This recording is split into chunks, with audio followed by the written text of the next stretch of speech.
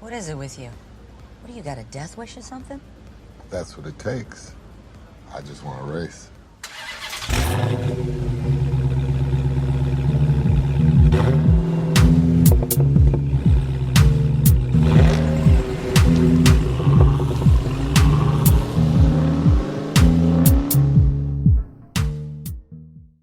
All right, Diesel Heads, it's episode 15 of the Chronicles of Diesel, the only show that explores everything Vin Diesel. My name is Ethan. With me on this fast and furious ride today is Devin.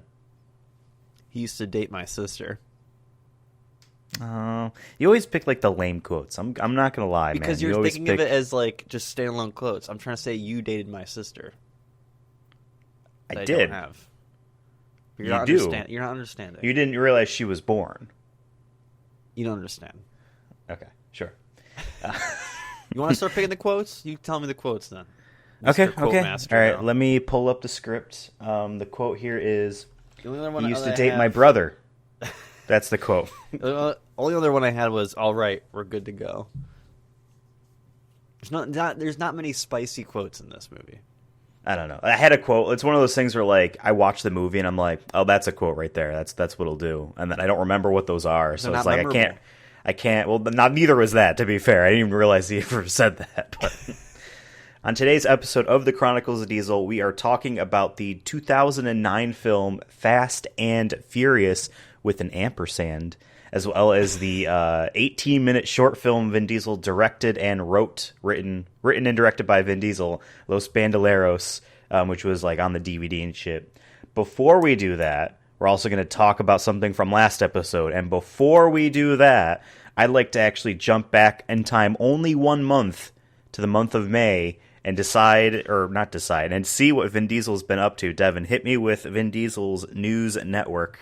All right, Please and thank everybody, you. we're back with VNN. I'm your host, Devin, the Vin News Master, I guess. I don't know. I just look at his Instagram. I do some Google search and see what's going on in the Vin Diesel world, and got some good news this month. I mean, obviously we have Fast 9 around the corner, but in this past month of May, it already hit theaters in places like China, in Russia, in South Korea, and Fast 9 already got a good old $163 million worldwide. Jesus. Looking good. And in a COVID world, that's pretty damn good. It hasn't even hit any domestic theaters yet. You know it's going to pop off. Yeah, I didn't realize it actually hit internationally already. Yeah, there's already reviews out and everything, and I've avoided all of them. Damn. But it's also like, what a weird way of them releasing this movie. I mean, I get it was delayed a year, but like, why are they doing it? Well, actually, I think I think the date in the Eastern countries was the original date. Remember, it got moved back one more month a couple months ago. So I think that's what happened. Because of Interesting. COVID. But with everyone getting vaccinated in the United States and theaters having a lot of limited seating, I still expect that Fast 9 will make bank. I don't know if it's going to be as good as maybe Fast 8 was. I don't know what the box office numbers are offhand on that, but I know it's I don't know probably either. stupid, Actually, that's stupid money. But I don't know if it's going to do that good. Regardless, F9 I think is going to be the summer blockbuster. I don't see any other movie besides maybe Black Widow topping it down. I think Black Widow is its biggest enemy, but we'll see. We'll see if people are ready for superhero movies again. It's been a long time since a Fast movie. But it has been a long time for a Marvel movie, but much longer for a Fast movie. But other than that, I went through his Instagram like I normally do and give us some Instagram updates. Before you do that, just Yes. to piggyback off the box office things, because we look at the box office for Vin Diesel's films like when we're going to do them. I don't have them offhand, but I have them here for the Fast and Furious film franchise. Starting from 1 going up to 8, 206 million, 236 million, 157 million, 359 million, 630 million, Jesus. 789 million my for God. Fast and Furious 6. Fast and Furious 7 is 1.5 billion. The Fate of the Furious is 1.2 million, and Hobbs and Shaw is 0.7 billion. Maybe 1.2 billion. You mean? Yeah, billion with a B. 7 and 8 are in the billions. I don't know if it's going to hit a billion. Millions. It's going to be really hard to tell. Granted, I don't know. It just feels like this is like the first in the States here. This is the first big film to come out this year and post COVID, right? It's beating a Marvel movie by a month, so to speak. So like, I feel like there's a chance that like people just want to go see this. Yeah, it's going to be my first movie in theaters since Sonic. Yeah, I mean, I went to a movie last night, and AMC is doing limited seating. So like, based off how you pick tickets, the seats in between you and other people, there's always one blocked off. So you have to remember, like, if everyone's going in groups of 2s or 3s, the seats in between those people are not those 3 people, but the next group is blocked off. So like, I feel like that could hurt tickets, like how many people are going. But it'll be interesting to see if people just go, like, because usually when a new movie comes out, it's packed, it's booked for like the first 2 or 3 weeks, right? And then it slowly dies down. I wonder if we're going to see more of a continuous stream of people for like more 4 to 5 weeks instead of jam-packed 2 to 3 weeks that we normally see because of the COVID separation in the actual seats. Also thinking too, like, because of all these films got delayed, right? Their deals might be different for theatrical windowing. Perhaps some of these films, like F9, might have a longer window where it's just in theaters longer. Yeah. And because of what you're saying, people come in at different times. They feel ready. They feel like they're back again. Different times. It could just be a slow burn to get to a billion anyway, as opposed to like, bam, the first weekend we're already halfway there. Yeah. You know. Yeah. But yeah, it'll be interesting to see. Hopefully we can get tickets opening night. We're gonna try our best to do that. We're going to go see this movie. I'm hyped for it. And after watching some of his Instagram clips I'm about to talk about, I'm getting more hypes. But yeah, in May, he had 9 posts. His average is usually around 8 to 10, I would say. So 9 is right in the middle there. He's doing good. May 1st, he had a post of his father, him and his father sitting in a chair. It looked like an older photo. And he said he's thankful for his father and the wisdom he's given him. And I'm like, that's cool. Appreciate that.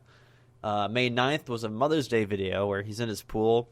One of his kids is kind of like on his shoulders, and he's trying to do like this video about how great like his wife is and his kids' mothers are. And the children kept interrupting his video, but it was kind of cute at the same time. They kept saying like, "Oh, get in the video!" Like the one kid was yelling at the other kid to get in the video, and he just started laughing. And I'm like, "God damn, Vin, you seem like a freaking great dad. Good job." So that was May 9th. And then I'm not doing every single one. I'm just picking the ones I thought that were cool. Because there was some like just of selfies or like his fan art that he posts sometimes that says happy creative, that kind of stuff. On May 11th, he wrote Woman of Our Millennium. And it was all about, it was like a clip. I think it was like one of those like press clips to like hype up a movie that you see, but it's from the actors like kind of doing like dialogue, maybe something you'd see in AMC in one of the trailers, one of those behind the scenes kind of things where like the actor comes out and is like, yeah, it was really good, a really good film that I was in, you know, something like that. But it was all into I don't know, Werner Herzog there for a second. I don't know what happened. But the videos just talking about all the, as they described, badass women in F9. How like they really try to make an effort to give women all their moments in the movie and make them badass. And they showed clips of it, and they had all the actresses talking about it and how hyped they are for this film. They said there's cool because this movie that we watched for today didn't. Yeah. But they said how like happy they are about it, and I'm like, okay, that's cool. I'm glad they're making that effort because we need more women action movies in general. Anyways, it looks like from the trailer, it looks like there's gonna be a lot of that. So. Get hyped. And there's a lot of new women characters in Fast 9, it looks like, too, that I didn't even realize were in the movie. I've been trying to keep on a media blackout. I haven't seen any of the trailers since they were first shown. Oh, really? So I'm like, I have some like idea of what's kind of happening, but I just have a feeling it's still going to blow us blows away. So you remember our old episode of the Chronicles of Diesel? I'm not sure which one it was, but the VNN news that was that day was the rumor based off Vin Diesel's comments that Sylvester Stallone was going to play his dad in the film. And I was remembering that the other day, and I'm like, ooh, man, I can't wait for this now. John Cena's his brother, Stallone's his dad. Hell yeah. So that was that, and then I don't know exactly where this is. It said Emaar, Emaar. I believe it's a building or a city. It sounds familiar, but I don't know exactly where it was. I should have googled it beforehand. But on the side of this big skyscraper, it's like a flat skyscraper, it showed a trailer for Fast 9. Like everyone was taking videos of it. Pretty dope, honestly. It's basically a projection or something on the side of the building, and it looked really, really good. I just thought that was cool. I would go check that out. It doesn't really spoil. Like I think it's what we've seen in all the other trailers, so something too crazy. So if you're trying to do a media blackout, but you just want to see what that looks like, go check that out on Vin's Instagram. And then on May 23rd, which was a week ago, roughly, it was all the cast, including Vin, John Cena, and others, thanking China and the rest of the Eastern countries for the well reception of the movie. Just a kind of a thank you video from them all doing selfie videos of it. But I believe John Cena got flack or something recently about China, and I believe it's because of this movie. But I didn't really look into it, nor do I care, because I hate that whole narrative, to be honest. Well, if you wanted just the tiny piece, because it's all I know, he called Taiwan a country. Oh, and then that pissed off China. So gotcha. But at least that pissed off Chinese nationalists. Let me put it that way. Just like how there's right wingers here, there's right wingers there. Yeah. I didn't really go into it because every time I go into it, I just get annoyed of this whole just the whole politics of it all from both American sides and China sides and all that. I'm like, I'm just trying to watch this freaking movie. That has nothing to do with politics, anyways. Roughly, so it ain't a Ubisoft original, that's for sure. That's true. But and then also on May 23rd, did a separate post. This is the most important one, I think, outside of the Fast 9 news that we had. He thanked everyone for 70 million followers on Instagram. He said he was a little late to the game, but he says he's proud of where he's at, and he wants to say thanks to everybody. Let me get the exact caption here. He said, I know I was late to the gram, haha, but 70 million I'm so grateful for all of you. You who have been on this remarkable journey with me, thanks for the love. As always, I hope to make you proud. Prayer hand emoji. So he's trying to give back to the fans, saying thank you to each and every one of them. So, but yeah, he's hit 70.2 million followers. He was at 69.4 million last month. So we were getting that slight. We predicted a slight Fast 9 Instagram follower boost. I'm still expecting that once it hits U.S. theaters. I'm expecting. So. I want to get to 72 million by next month. I think that should be a goal for him. 72 million. I think he can do it. But yeah, the picture is him on a tractor, a Ford tractor. I'm like, nice. I could see him cutting a lawn. Can you see him cutting a lawn? Like at his age right now? I can visualize it in my head. Him wearing that wife beater, cutting the lawn. Yeah, his cashmere linen. Yeah. He did 2 other posts, but they're just related to Fast 9 hype. But yeah, that is really it from VNN. Hopefully we can get some box office numbers or the early chunks of box office numbers next episode. All right, well, then that is VNN. Thank you so much, Devin, for your contributions to all of the Vin Diesel scoops, the news, the hidden mysteries that plague the universe, and everything related to his Camaro. Now we're going to talk about something from last episode. Last episode, we made a clinical error, folks. We decided at that time to not actually watch an entire movie, and therefore that means we couldn't rank it. So we're going to briefly dial back to Tokyo Drift, the Fast and the Furious Tokyo Drift, the least performing Fast and Furious film, but also the cult classic one. Whatever. We're going to very quickly rank it both as a film and Vin Diesel's performance in the film. We will also do this with our other two things we'll talk about today, but we'll do that after we do those two things. So for Tokyo Drift, as a movie, what did you think? We'll keep it brief. Yeah, I'm going to keep it brief. We first watched this, a year and a half ago, probably, maybe more. When we watched the series for the first time. Yeah, and I remember going in being like, everyone says this one's the good one, or the start of the good ones, at least. And I remember coming out of it being kind of like, It had some cool things in it. I'll give it that. It had some cool stunts. I thought that, and I still agree with this opinion, that it had some cool stunts. Because compared to the other two, the very first one, it relied more on either effects. The policing. Well, I meant just it relied on effects and whatnot. Visual effects to make things for look the drag racing stuff. I see so what it you're wasn't saying. the stunts don't look real now. Maybe they did back in 2000 or whenever the movie came out. Yeah.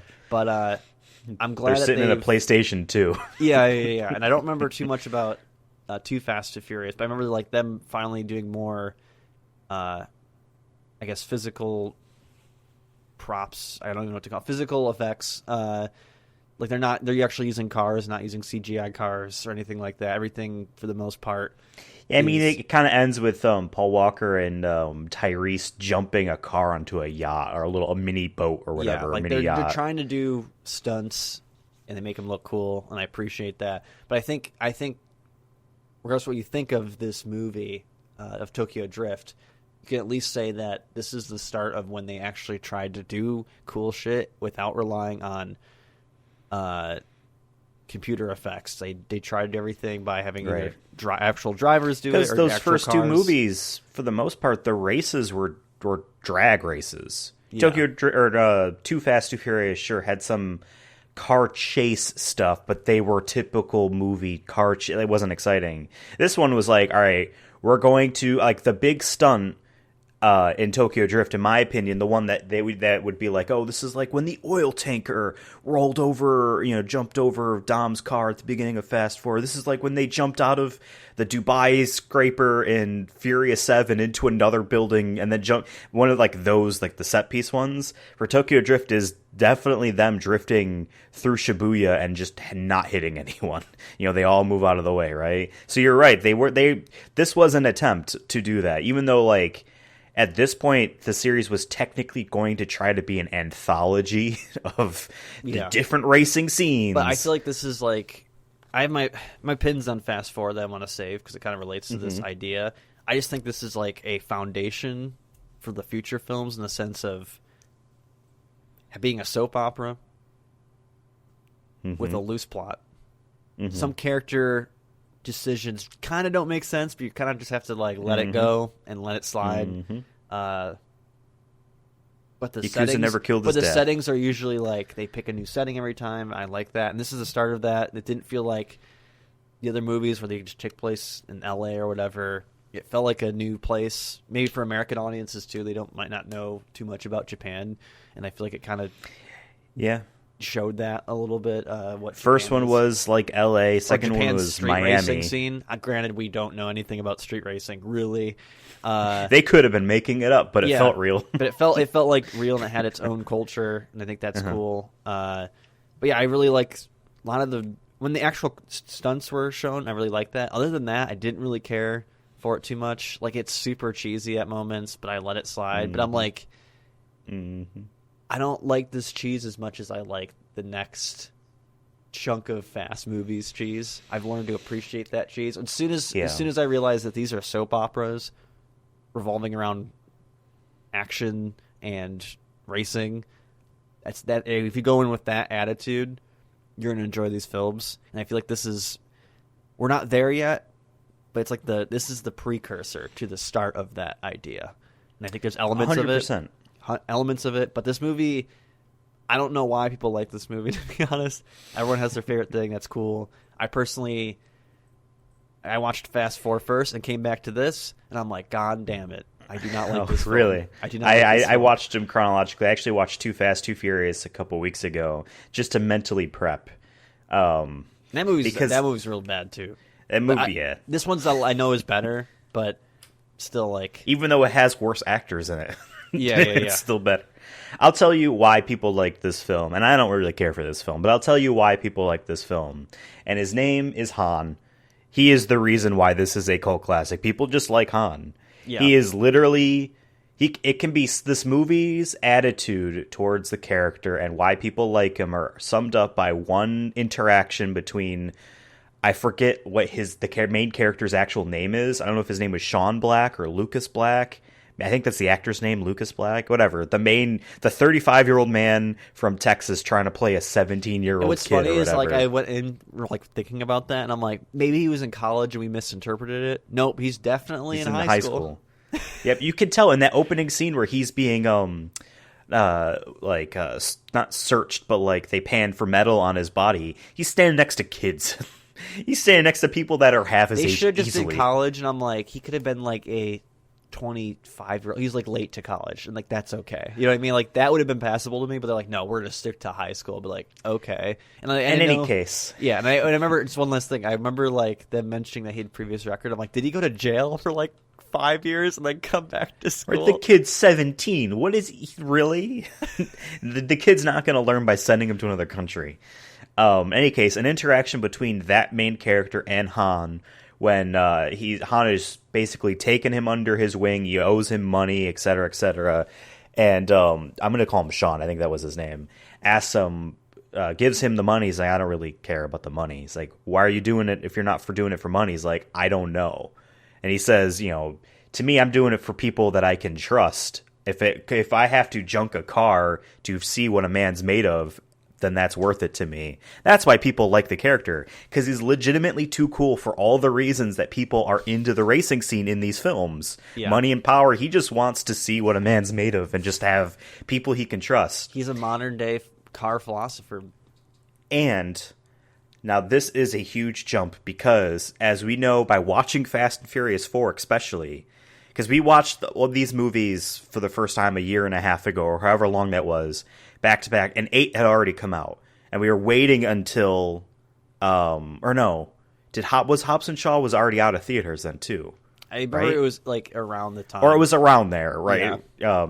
We didn't see it in any case, that was about the time we actually watched them all for the first time together. And we knew, all right, when we see that Han dies in Tokyo Drift, all right, and then I knew that Deckard Shaw, played by Jason Statham, he's the one that kills him. I'm like, okay, cool. They're going to say that at some point. And then, like, Fast and Furious 4 is like, all right, we're sending him to Tokyo, huh? And we were like, that's weird. And then Fast 5's like, all right, we're sending him to Tokyo. We're like, wait, what? And then F6 like, all right, now we are, and now he's dead. Like, so yeah. They clearly were not planning like a continuity thing going on. So they definitely did not stuff. Yeah, right. They definitely did not plan Tokyo Drift to be after things. So this is a bit of a reach, but I do find it interesting that this movie takes place completely after his girlfriend, played by Gal Gadot, is dead. And you can apply retroactively, what he's thinking in this film to having that person being dead. But that's still a little bit unfair because they didn't write and direct for that. But It's interesting. That's why people like the film. I personally don't think the film's all that great. I feel like the acting for like everyone except maybe him, just because he's a bit too cool for this shit, is bad. And I feel like this, like, the story is second place to the character drama that they want to have, right? And those are two separate things. Yeah. They want to have character. It's a soap opera. It's an anime. It's literally, that's what it is. People want to like it. Therefore, it wants to reward people for liking it. You watch the whole series. You enjoy things. It's all additive to it, right? And they want to make it a big thing here too. The easiest way I can tell that the story did not give a fuck, that the main character's development is not important to the actual story at all, is by the fact that the last time they ever show the dad is when the dad gives him the car for them to work on, and it's in a montage. You don't see the dad at all after that. Yeah, he just disappears. Right? Yeah. They don't get, like, our bad guy, DK, the Drift King, doesn't actually get a result to him. Our main dude just wins. He just loses. Right. And then the Yakuza guy is just like, you're free to go. What does that mean, though? Is he going to agree to the rules? They mentioned at one point that Sean Black's character, or the main character, said loser leaves town. Yeah. That doesn't mean that the Yakuza father or uncle of this man agreed to that. It was his nephew. Or whatever, yeah. But whatever. It's very stereotypical Yakuza portrayal, too. It's almost like too mafia-ish and less the Yakuza-ish. Not enough violence, I guess, in that sense. But overall, I think the movie was terrible. But Han is a good guy, and we like Han. But like some of that's retroactive. So exactly, is if Han never comes back, let's say in F4, he just never in it, and like in none of the other movies, would anyone actually think Han was that cool? Probably not. That was the question Probably you not. ask yourself, I think. Although you could also argue then that would make Tokyo Drift even more of a cult classic because there's nothing to connect these films, right? Nothing. I kind of wish all. they did that, to be honest.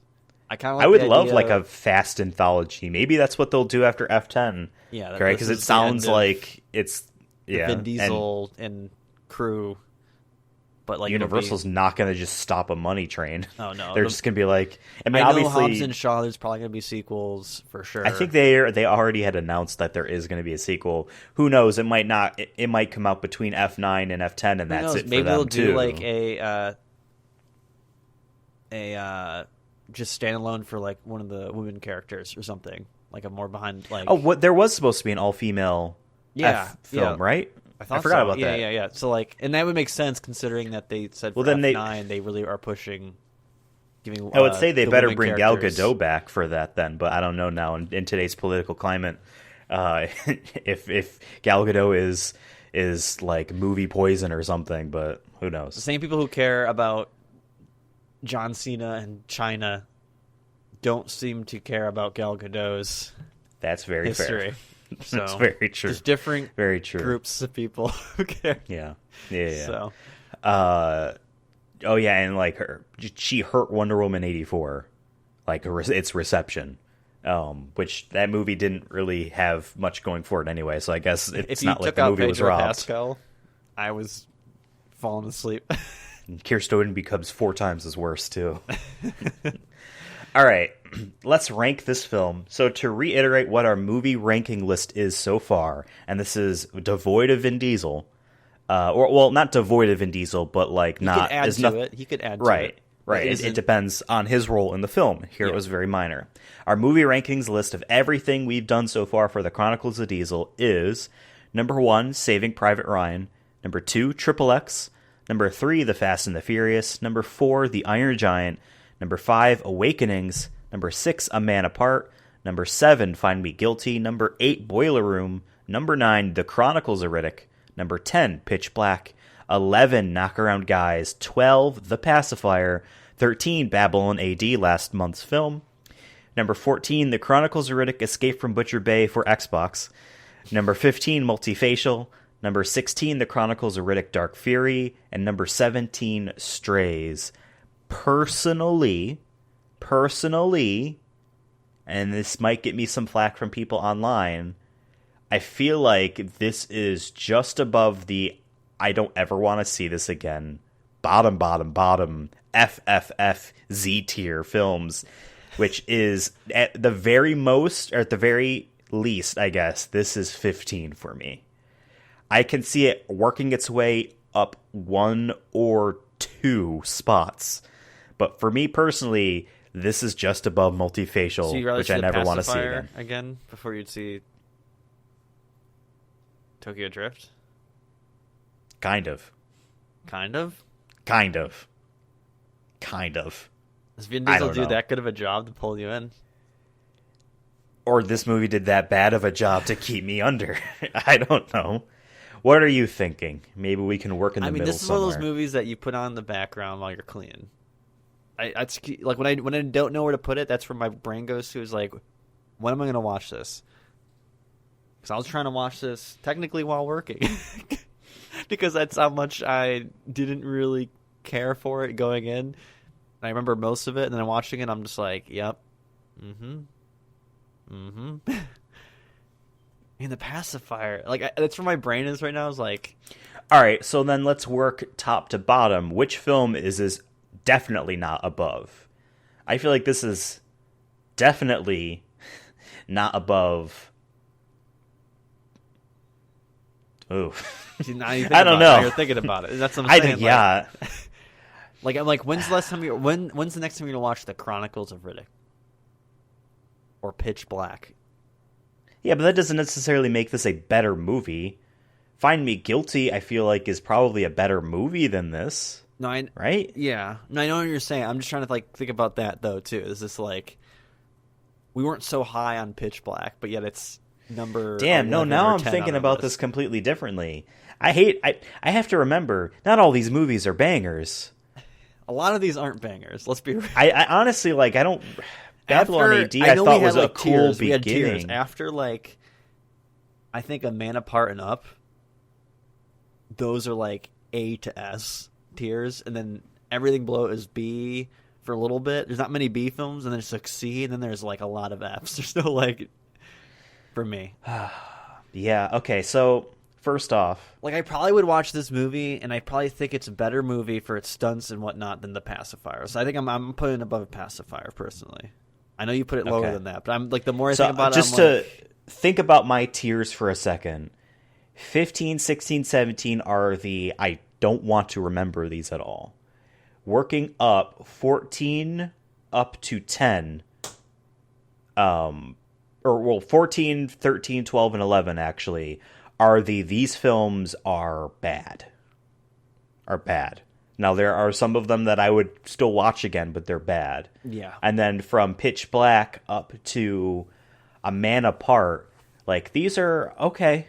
They range. Like, they have their moments. They have their moments. Yeah. Okay. And then from Awakenings up, I'm like, these are great films. Yeah. Saving Private Ryan is double S tier. Yeah. Right? Yeah. Triple X is his own tier. We haven't had a triple movie A yet tier. that isn't the same Saving Private Ryan tier yet. And we might not, to be honest. Looking up ahead. So I guess, yeah, I mean, this isn't, I never want to remember this tier. This is kind of like, this movie isn't good at all. I could maybe see this being just under Pitch Black. That's what I'm thinking. Like, I think it's above Pacifier for me, just in terms of a film. Like I said, the movie sucks, but The Pacifier, like, was a good one-watch thing. I'll never watch that movie again. You know what I mean? Like, it'd be good if, unless like I had kids and I'd throw it on for kids, be like, yo, you don't know kids, but I have a podcast about Vin Diesel, and so I really know this film. But like, besides that, like, The Pacifier was all right. It was an all right Disney family film. It was better than we thought it was going to be, but it wasn't. And that but it wasn't carried by Vin Diesel. Yeah, but it wasn't carried. But it wasn't like a knock out of the park kind of film. No. Blow us away. And I think Tokyo Drift is kind of like that, though. Tokyo Drift isn't like a knock out of the park, but there's things there you can pull from it that at least are good enough to like maybe warranting watching again on the side. Okay. You have it on, you have it on the side. You're spring cleaning. You have it on TV, and you're like, oh, this is the race part. Okay, now I'm watching. Right. Like, it has some solid scenes. The Pacifier, the Pacifier for me, I'm like, there's like not really any like great scenes. It's just like Vin is good enough to keep me kind of interested, but it, like, the film itself isn't that great either. But Knockaround Guys, I don't know. It's been so long since we've seen that. It's so hard for me to remember. Yeah, I mean, I had moments where I liked that film, other moments where I was bored. Knockaround Guys had a really bad performance by Seth Green. Our 2-3 main guys, in addition to him, it was an interesting story about a kid that fucked up and just is not going to win because of it. But, like, I don't know. Part of me kind of wants to put Tokyo Drift above that film, but under Pitch Black. So I guess this is a battle between, is it above or below Knockaround Guys? Because I do agree about Pacifier. Like you said, like, the story isn't good in Tokyo Drift and whatnot, but the direction of it, or at least the shots, it's fun. It's fun. It has its moments where it's fun. The direction of it isn't bad. Like, there's no like weird fuck it cut scenes or like cuts or anything like that. There's nothing like directorial reasons to be hating on it. When I think Knockaround Guys felt amateurish at moments. If that makes sense. The Pacifier just felt like a kid's movie. I wasn't like, God, can this be over with like I was with Knockaround Guys? All right, so it's settled. The Fast and the Furious Tokyo Drift is now at number 11. It is underneath Saving Private Ryan, Triple X, The Fast and the Furious, The Iron Giant, Awakenings, A Man Apart, Find Me Guilty, Boiler Room, The Chronicles of Riddick, and Pitch Black. It is underneath the top 10, sitting at number 11. I think that's great. Vin Diesel's performance, however, he pops up, as we discussed last episode, as a cameo. Maybe if we want to add in elements of the context of why he's even there in the film, you can maybe add that into performance. Art is more than just the thing we consume. It's everything around it. To a degree, you could argue that happens here. He shows up just to be like, because we watched it essentially twice in the same month. Or same span of like 40 days, right? He shows up to basically race the guy that was Han's friend. And when Sean Black asks him, I didn't know Han... Or yeah, because he says, I won this car from Han, from beating Han. He says, I didn't know Han drove American Muscle. And he says he was when he was rolling with me. And it's like, awesome, there's more universe here. And I'm going to throw this out there. Maybe it's just because I knew it was happening. Maybe because I had already seen a clip of it online the month prior. But I'm not going to lie, Vin Diesel's performance in that one scene was at least better emoted facially than anyone else's in the film. I'm not going to say he was the best actor in the film, because that's a bit ridiculous to say. Yeah, even if he got like an A+ on just that scene, he only had one scene. Let's chill. You right. know what I mean? He didn't even race the car.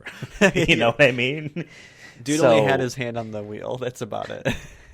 Compared to most of the other films on here for the Vin Diesel's performance ranking, he's actually in a majority or a longer set of scenes. So to rank his performance in these films, number 1, Triple X. Number 2, The Fast and the Furious. Number 3, Find Me Guilty. Number 4, A Man Apart. Number 5, The Pacifier. Number 6, The Chronicles of Riddick. Number 7, Babylon AD. Number 8, I forgot we put it up that high. Yeah. Number 8, Boiler Room. Number 9, Multifacial. Number 10, Pitch Black. Number 11, Knockaround Guys. Number 12, Strays. Number 13, The Chronicles of Riddick, Dark Fury. Number 14, The Iron Giant. Number 15, Saving Private Ryan. Number 16, The Chronicles of Riddick, Escape from Butcher Bay. And number 17, Awakenings. Now, this is more than Awakenings, but not a whole lot. I know where it's going. I think this is going just above the video game. I'm glad we're on the same page. This is going just above the video game. Because the video game was bad. The game was bad. And then his performance in it was bad. It was the laziest we've seen Vin.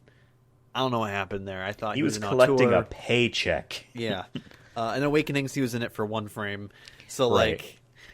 On paper, the video game should be more than this, but it ain't. But it ain't. It ain't. But it ain't. Yes, Tokyo Drift takes the 16th spot, just above Awakenings and The Chronicles of Riddick, Butcher Bay. Perhaps a large, vast space between those and second and third last. Well, I was going to say that and then Saving Private Ryan. Like, I know he kind of gets shat on in Saving Private Ryan. He's got more scenes though, like, you know what I mean. Yeah. And just he's trying. I just know a lot of people don't. He's like trying his to do his in hardest in a Spielberg film. Yeah, you know what I mean. It works there. Yeah, but I'm just saying, Tokyo like, Drift is in this it's gulf. Funny that there's a gap from that. There's the bottom two, big gap. This movie, Tokyo Drift, big gap. Everything else. Exactly. And honestly, like, yeah, there really is no gaps from here on out, because it's kind of just like a rising kind of tide. Like, Saving Private Ryan is as admirable. Iron Giant, he is not the lead, but he is a main character, and he is memorable for it. Dark Fury is weird and interesting, and thankfully doesn't waste our time, and his performance is better than the other ones. And Strays was his own thing. Knockaround, yeah, it all works up, right? Until we get to those top three, where it's like, all right, this man is a Hollywood actor. The top three are, this man is a Hollywood actor. Maybe even 4. A Man Apart, I'll lump that in there as well. Yeah. It wasn't that great of a film, but he is a Hollywood actor. So that's good. Yeah, every time we go to this every month, I go back to Amanda Part. Like, I'm just like, that movie, the more I think about it, I'm like, I like that. I liked that. It wasn't bad. It wasn't bad. I think we wanted to see Fast and Furious and Chronicles of Riddick stuff instead, but yeah. Triple X, it's going to be a while till we see next Triple X. Dude, I hope it's as You good got to as the remember, first though. one. I'm glad that Triple X came out of nowhere to surprise us. That was amazing. Oh, exactly. You got to remember, though, the next Triple X film does not star Vin Diesel, so we'll have to watch that in prep work, just like how I personally watched Too Fast, Too Furious to kind of mentally prep myself. We need to now, like, Triple X Return of Xander Cage is episode 25. It's 10 episodes from now. Don't watch it anytime soon. But watch Triple X 2 or whatever it I'll is, see you in a year. starring Ice Cube, sometime before next April. Okay. Yeah. That's what it is. I have the episode slated for April 2022. Maybe we'll be playing on Sonic Rangers then. Who knows? Okay. So let's talk about our actual two topics for today's episode. We're going to be talking about Fast and Furious, but before that, let's talk about Los Bandoleros, the 18-minute short film written and directed by Vin Diesel. This was essentially a bonus DVD thing. And while I don't really have any information about this film in terms of like trivia or anything like that, I will say part of Vin Diesel's big deal he made for becoming a producer on Fast and Furious after Tokyo Drift, because of the thing we were just talking about, so cameo, as we learned last episode, he became a producer, and obviously, if you know Vin Diesel, he puts his all into his shit, and he deserves, the success that comes from it, considering how much effort he puts into it. He wanted to film Fast 4 and Fast 5 back to back, and Universal said, no, let's not do that. So instead, because he wanted to be more into this series, and he wanted to be, and they owed him, essentially, he was able to write and direct Los Bandoleros. They said, you get to make a short film, you get to make a prequel to Fast 4, you want to film stuff back to back, film this after that. You film this, you know what I mean? You can do this. So that's where we get this. Okay, that makes more sense then. We watched this online from someone apparently that worked on the film, posted this on their essentially video CV on Vimeo. Oh, see, I clicked on the first link and I kind of regret it because I watched it at a crisp 360p. I did too. Okay, so maybe we watched the same one. I just scrolled down because I was trying to watch it last night. Like, should I have shrunk this to get the true experience? I don't know. I tried to watch this last night and my internet went out. So while I was scrolling down the page while waiting for the video to buffer, I saw that this was like this user uploaded all their stuff for essentially their CV, and this was a part of it. She was a part of this film. We should have them on the show. I don't know. They might give us more Vin Diesel facts that we don't know. Los Bandoleros takes place pretty much right before Fast and Furious 4. And we'll give our opinions about it at the end, but let's do a little bit of a walk through this. Now, for this episode of the Chronicles of Diesel and moving forward, I'm changing up how I do the recap. I'm going to be doing this more bullet point, and I'm doing this by scene. So I'll say what the scene is, list the things that happened, and we'll talk about it. I feel like it's better, because we kind of do this anyway, and this way it's less me just explaining what happens. You know what I mean? And verbatim almost, and gives us more time to talk about it. So the first scene is just basically explaining what Los Bandoleros are by the guy who would be Leo in Fast and Furious 4. They're singing in songs in a prison, and we learn that the Bandoleros are prison folk, and it's basically just talking about modern day slavery. Prisons are slaves, I snapped my fingers to that. Too bad they never mention it again ever in the series or ever want to talk about it again. I love when this film is way more artsy than I feel like. I was going to say, but I love when there's I don't want to say content. I say content, but I meant like just when there's like a short film like this, or like even like a standalone film in a series where it wants to be either political or have a message, but then they never mention again. Mm-hmm. Not saying you have to like have that theme be throughout, but just this feels completely different tone and whatnot compared to everything else we've seen and Fast and Furious. Even and the ever first will one, see. And the first one I feel like it has its own tone that's different from the rest of the series at moments. But then this feels like you said, definitely more artsy, and I kind of dig it though. But let's keep going.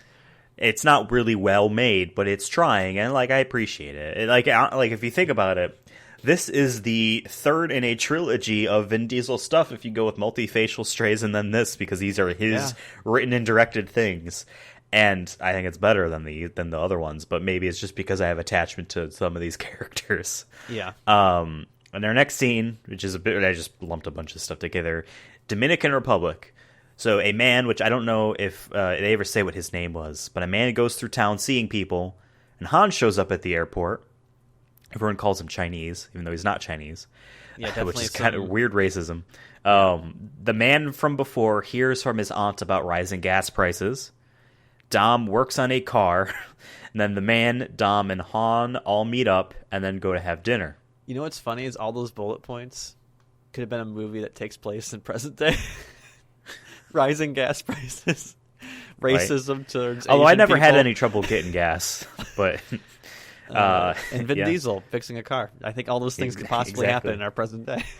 It is kind of weird, and this is what makes it feel artsy to me. There's definitely lots of Jump cuts. We took a camera through Dominican Republic. Maybe they shot it there. I don't know.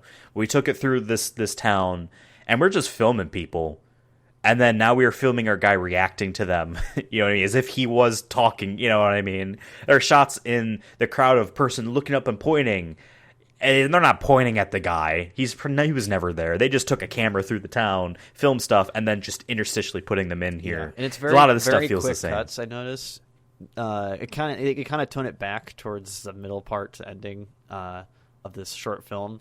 But in the very first 5 to 10 minutes, I felt like there was a lot of cuts happening really quick, and it had such a different effect or just a different style than what we saw in the Fast and Furious films. And not saying that in their fast movies that there isn't a lot of cuts happening, because there's action, got to make it feel fast. If there's all these long cuts, it's not going to feel fast.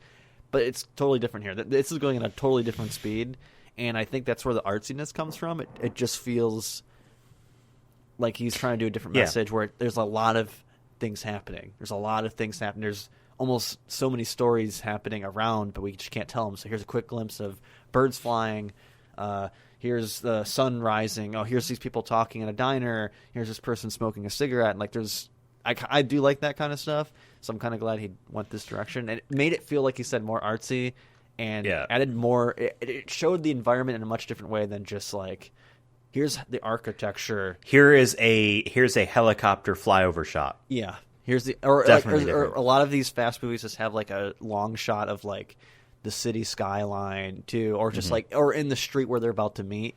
It's just that. Yeah, that's the it. Latin hip hop plays, and then that's kind of arc setting now. And then it'll say below Dominican Republic in that fancy Fast 9 font or whatever. Although when we get to Fate of the Furious, and for the first movie ever, and first Hollywood film ever since the whatever we call it between America and Cuba, we actually get to see Cuba filmed in Cuba, which is bizarre, but awesome. Freaking awesome. And there was more attention there than they spent on other things, kind of similar to this because of that, I feel like. I just love the kids just sitting around, and they're supposed to be a part of the scene, and you do see them there when we are having shots of that guy and Dom, but then when we cut to the kids up close, it almost does feel like they are not there. It is very bizarre. I thought the way the scene was, because what's his name? I don't remember his name either. He comes up and says, "Are you guys in trouble or something?" And they both just have a blank stare on their face. They just don't react. It's which makes me think that either these kids were local kids, if they are in the Dominican Republic, and they're just sit here, and the kids are sure, and then they went with it. But what I think what they were trying to do actually was to show that the kids were getting punished, and they just didn't want to piss off Dom or something. So they're just I'm not going to say anything. That's the kind of vibe I was getting. Just don't piss off Dom. So they did do something wrong. I don't know if Dom would ever be like that. My vibe from that was just they were just hanging out with him, and then that Dom was was a telling joke. them all the car stuff. But I don't know. Maybe they're just quiet kids. Yeah. But Dom it is a speaking- weird scene, though. A weird scene. Wasn't really sure what they were trying to show there. Yeah. Han shows up, and the guy's just like, "Who's this Chinese guy?" I'm like, we get it. There's racism. Like, oh my keep god, doing it. Oh my god. and Han does some. I don't know how serious he was trying to portray this as, or if this was playful, being like, "Why aren't we at a hotel with air conditioning and a TV instead we're here?" But that night, they all go break Leo out of prison. Leo and Dom are now prison break of all time. It's just like a chain link. They obviously did not shoot this out of prison. yeah, obviously they found some lot where they were allowed to cut the fence a little bit. The fence wasn't even that big either. You probably could have jumped that. Take your shoes off, climb it. For sure. I didn't see no barbed wire at the top. Oh now, Hollywood tells us that in one of these Latin American prisons, there's always a dude up in a tower with a rifle that will just shoot anyone that jumps. Yeah, there's always that one guy. Yeah, you know what I mean? So clearly he wasn't there that night. Yeah, exactly. And it didn't dawn on me that he was the guy, one of the two guys from the beginning of Fast when you said Furious. that, I'm like, oh yeah, because those guys are like, yeah, dude, the new fun characters. Just kidding, we show them twice. The beginning of they're end. in Fast 5, but then they get sunsetted because here's all your money. They're like, we're retiring. Goodbye. That happens in Fast 5. But like as soon as he puts on the fedora, I'm like, that is definitely the guy from the beginning. All right, I'm not going crazy. I didn't know what their names were. And I actually like that scene where he looks in the mirror and he's like, "Mommy made me so handsome" or something. I'm like, hell yeah, that's cool. You own your swag, sir. I like that. He just got out of prison, so yeah. Yeah. They're in the back of a restaurant. Leo changes into his fedora and clothes. Dom offers him his shirt, which I like, because I don't think he was even joking. Yeah, I think he was being serious. Like, yeah, you can have this. I'll give you my shirt, yeah. And now they're all at a big party. Han is from the States, we learn, and he met Dom in Mexico. We don't really know much about Han's backstory, though. I'm hoping kind of F9 gives us a bit about that. Like, if they're going to bring this man back from the dead, somehow. Again. And really just a way of redeeming Jason Statham, because he's now a part of the crew. But if they're going to bring Han back from the dead, they better delve into his backstory. They just gotta. You brought back the guy that always eats the snacks. He wasn't eating snacks in this video, though. In this short film, he wasn't eating snacks. Like, every fucking scene in Tokyo Drift, the man's got a Frito-Lay bag in his hand. Or having gum or something. Yeah, exactly. He's always eating. I love it. And even the trailer in F9, he shows up. He's got a bag of snacks I bet you, hand. like, that wasn't even, like, a thing in the script. I bet you that was, I don't know the actor's name. Apologize. I had it at one point, but yeah. But I bet you that's, like, the thing that there's some actors who just add an element to a character, and I feel like that's a classic thing. Like, just like Vin Diesel with the Coronas. Yeah. Or like a character will always be smoking a cigarette or trying to light a cigarette or something in every scene. You know what I mean? Like, I like that. Eating some Fritos. Exactly. It's very unique, you know. How does he stay that skinny? Maybe he's doing coke too. I mean, the dude's doing street racing. You're probably sweating a lot from either being in hot cars or running away from Tokyo's police. Not all that chilly either. Tokyo's pretty warm. Yeah, exactly. Or at least just Japan in general. Scene 3, Elvis. Leo takes Dom to Elvis. Elvis gives him the down low about the gas shipments, and Dom makes out with a bunch of women, and Letty walks in. I'm confused at what Elvis's role is. Is he like a politician? They mentioned is he a leader? They mentioned he was a politician at one point. They made it seem though as if he's going to be a hardball or hard guy to get, and he's like, "Yo, bro, there's this timing window. You do it. You get the gas to the people." He doesn't even like say, If I don't know. We're cool." It's like, no, you can get the gas to the people this way. You just got to do it in this time. He seems like one of those. We had 30 seconds for this scene, huh? I don't want to say like corrupt politicians. He just seems like a guy who's just like, I don't care how it gets done. I just need this to get done. Kind of politician that we kind of see in these movies sometimes, where like they're not getting bribed or anything, but they're not trying to help they're trying to help their people in ways that might not be legal, but not necessarily illegal to me in the sense of they're trying to do the right thing. You know what I mean? That isn't right. Like, there's a difference between morals and laws. Yeah. Now, so we're going to talk about Fast and Furious in a bit pretty soon. We watched that before watching this, even though we're talking about this first. So keep in mind, I feel like this This was written and shot and directed after Fast and Furious, after that fourth film, 100%. And I feel like this was a way for Vin Diesel to try to have the characters, maybe even just Dominic Toretto, kind of start to work away from criminal, like he was in The Fast and the Furious, into I'm a good guy. Because in Fast and Furious, there's a line that Letty says, or like she talks about like this is gas down here is gold or whatever. Like they're stealing it like they stole the Blu-ray players, the DVD players from the Fast and the Furious, the Panasonic right? ones or whatever. That's how Fast and Furious sets it up. That they are just stealing this stuff for money. But this is trying to retcon the intent there a bit, which I appreciate that Vin Diesel wanted to do. They're trying to be more like Robin Hood up in here. You know what I mean? Exactly. Because I remember Dominic Toretto says at one point, I think to the politician, I forgot the guy's name again. So this movie was so quick. Elvis. He says that like, at the end of the day, people are going to get what they need. And then he says that, does a pause, and then he says, we got to get gas. But he paused because he's trying to say that as like a more generalized statement, and I do generally believe that like at the end of the day, humans will find a way to get what they need, right? Whether it's housing, food, oil, people will find a way. Some people won't live, some people won't survive. There might be conflict, but humans have in history have tended to do that. So I like that line in that film, and like you said, it is trying to retcon his character to be more of a good guy with flaws. Like, I'm going to save the day by probably destroying a bunch of property. By driving a car through two buildings. Mm-hmm. In wherever, where was it again? Dominican Republic. No, I meant like, where was that one, was it Fast 8 or Fast 7 where I think it was Fast 7 where they drive through the two buildings. In, in Dubai. That was in Dubai. Yeah. That was the same tower that this is the same tower that Tom Cruise scaled in Ghost Protocol. That building is getting wrecked every other week, huh?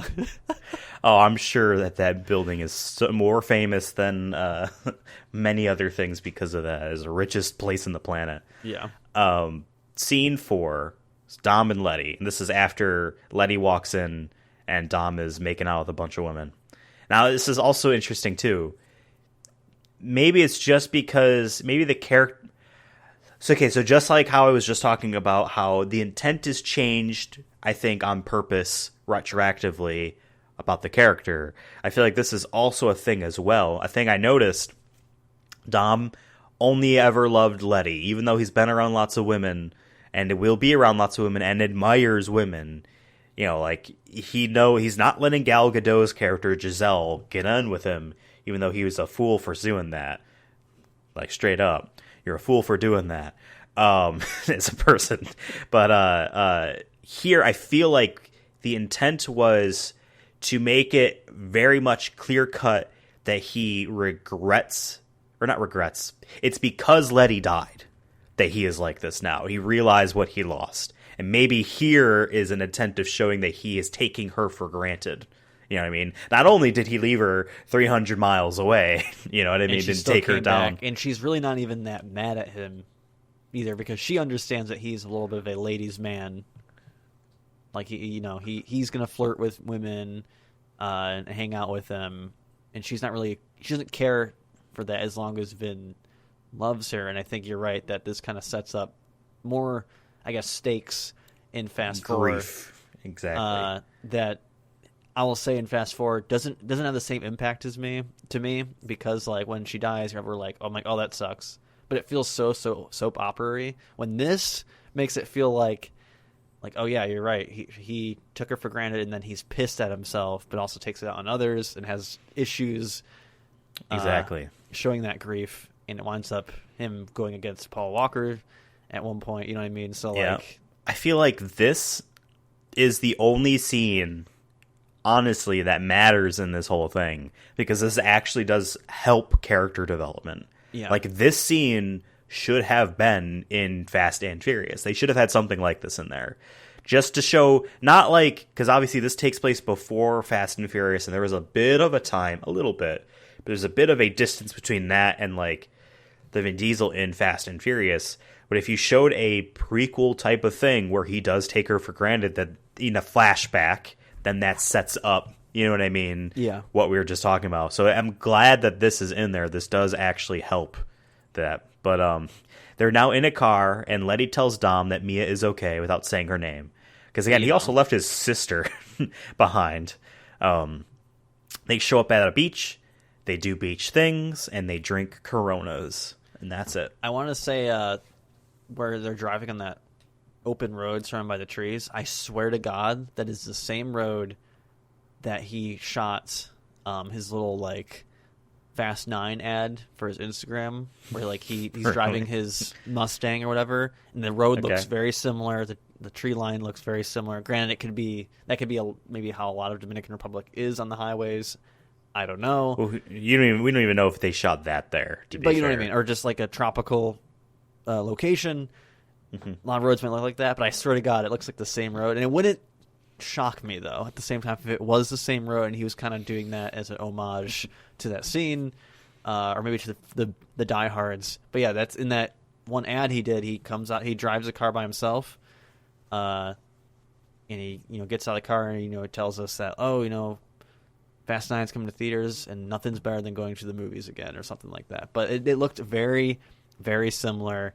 I think I mentioned that ad in either last month's or the months before's VNN. So for people who've been listening, go check it out and tell me if I'm crazy or not. Tell me if I'm crazy or not. It looks very similar. Cool. I honestly thought you were going to say the road from Get Out, and then when they're driving to her also, parents. Actually, that is the same road too. A lot of things happen in the same locations. All these action movies and thriller movies, they actually all take place in either Dubai or tropical islands on the same road. Exactly. All right, so that is Los Bandoleros. What do we think overall?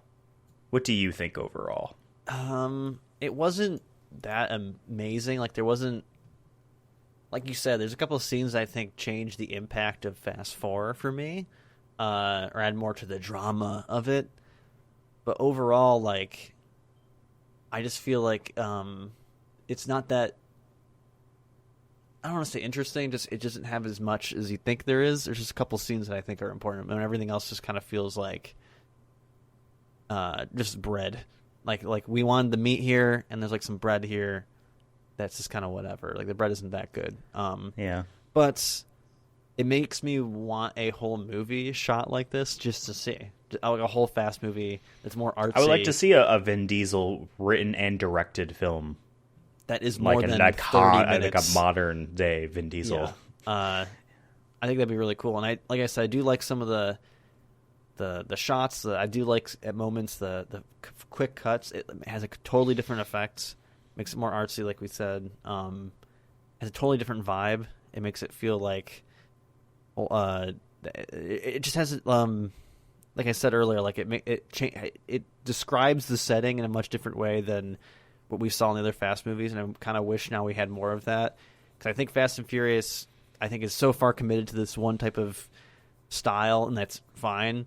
But part of me wonders, like, what would happen if Vin was the one that directed all these? How things could have been different, would have been taken more seriously, because like a lot of plots aren't that serious. When you think about it, they become less serious. The stakes are less stakes, even though they're more goofy. When this feels more grounded, the characters feel more, I guess, real, in the sense that like it could be any one of us, more relatable in that way. Just like Vin's just a guy who just is now in the Dominican Republic. He has his own operation going on, but he's well received by the people. He's kind of like a unsung hero a little bit. I like this. I don't love it. I just think it's all right overall, but I find it interesting and just kind of a fresh take on Fast and Furious. I never thought I would see something like this in the Fast and Furious. Yeah, for me, I feel like this is mostly pretty forgettable. Besides the two things that we talked about in terms of like retroactively retconning intent and whatnot, this is kind of just like, I don't know, it's just a Vin Diesel wanted to do a short film, and this is what he did, I haven't seen too many short films in my day, so I don't really know if like the pacing of this film is similar to others, if there was a whole lot of nothing, but that's kind of the vibe you get from short films. I personally am not that versed in this medium, I guess, to be fair. But it did feel like a whole lot of nothing happened, but just characters we know are set up, and we set up the Fast Four film. Like, the beginning of that film, we're just setting up why they're there. It's so such a different tone shift, though. Yeah. Like, Fast Four is like, party, hey, like, blah, blah, blah. And I understand, like, at one point, Vin says in this one, Welcome to my island of paradise or whatever. Like, I get it, but, like, it just feels more like business in this area compared to Fast Four Star, which makes it seem like we're partying 99% of the time. The other 1% is when we're stealing shit. You know, like, that's the vibe I'm getting. Just two different vibes. Not saying, like, they can't maybe work together, but just feels like maybe Vin really wanted Fast Four to be portrayed in a more different way or a different tone than what it actually, I think, comes out to be, which is the start of what I know is the Fast Saga. From F4 onward, to me, is the start of what people know as Fast and Furious, which is the soap opera-ness, the over-the-top drama, characters kind of just doing their own thing without any real reason to do things. But hey, the stunts are crazy. It's cool. Whatever. You know what I mean? Yeah. When this feels, like I said, much more grounded, much more, we're trying to be more serious here, but fun, still fun. But, like, you know, this is real, you know, if that makes sense. Yeah. Now we need to rank this. We already said the movie ranking list, but just to reiterate, Saving Private Ryan, Triple X, The Fast and the Furious, The Iron Giant, Awakenings, A Man Apart, Find Me Guilty, Boiler Room, The Chronicles of Riddick, Pitch Black, Fast and the Furious Tokyo Drift, Knockaround Guys, The Pacifier, Babylon AD, The Chronicles of Riddick Escape from Butcher Bay, Multifacial, The Chronicles of Riddick Dark Fury, and Strays. Personally, I don't think a whole lot went on here, and we're not in the Vin Diesel stuff, so it's not getting bonus points because he wrote and directed it here. Just as a thing that it is, I would say it's above Multifacial. Easily. This is a better short film than that short film. Easily. Do I want to say it's entirely better than a video game? I don't know. I don't think it's better than Babylon AD, that's for sure. No. I think there was cooler stuff in that. I think the real debate is between that and the video game. And this fucking video game is like a wrench in the cogs here. Yeah. Where everything we do from now on is like, is this better than the video game? It's like the video game was both kind of fun, but not fun. The first tough. 2 hours were fun, then after that it kind of got boring and confusing. Yeah. It's so tough. I mean, like, part of me I'm going to say no, personally. Yeah. I feel like there's more subs. And we're also, like, looking at this from... interest. Okay, so think about it this way. Sorry to cut you off. Here's a way of looking at it. Both Los Bandoleros and The Chronicles of Riddick Escape from Butcher Bay are prequels that set up a movie. Do they add anything to the lore or world building or character that the movie needs or benefits from?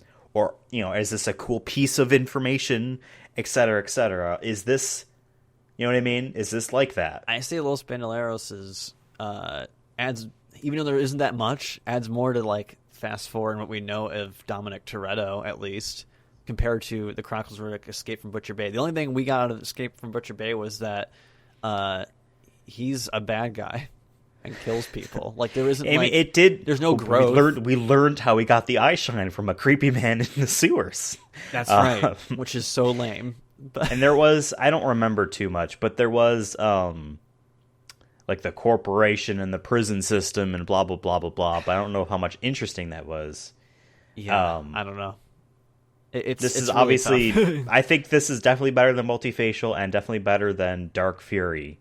Dark Fury was weird and he was interesting in it, but I don't want to see it ever again. I think all the acting in this was pretty decent compared to Chronicles of Riddick, where everyone was pretty bad.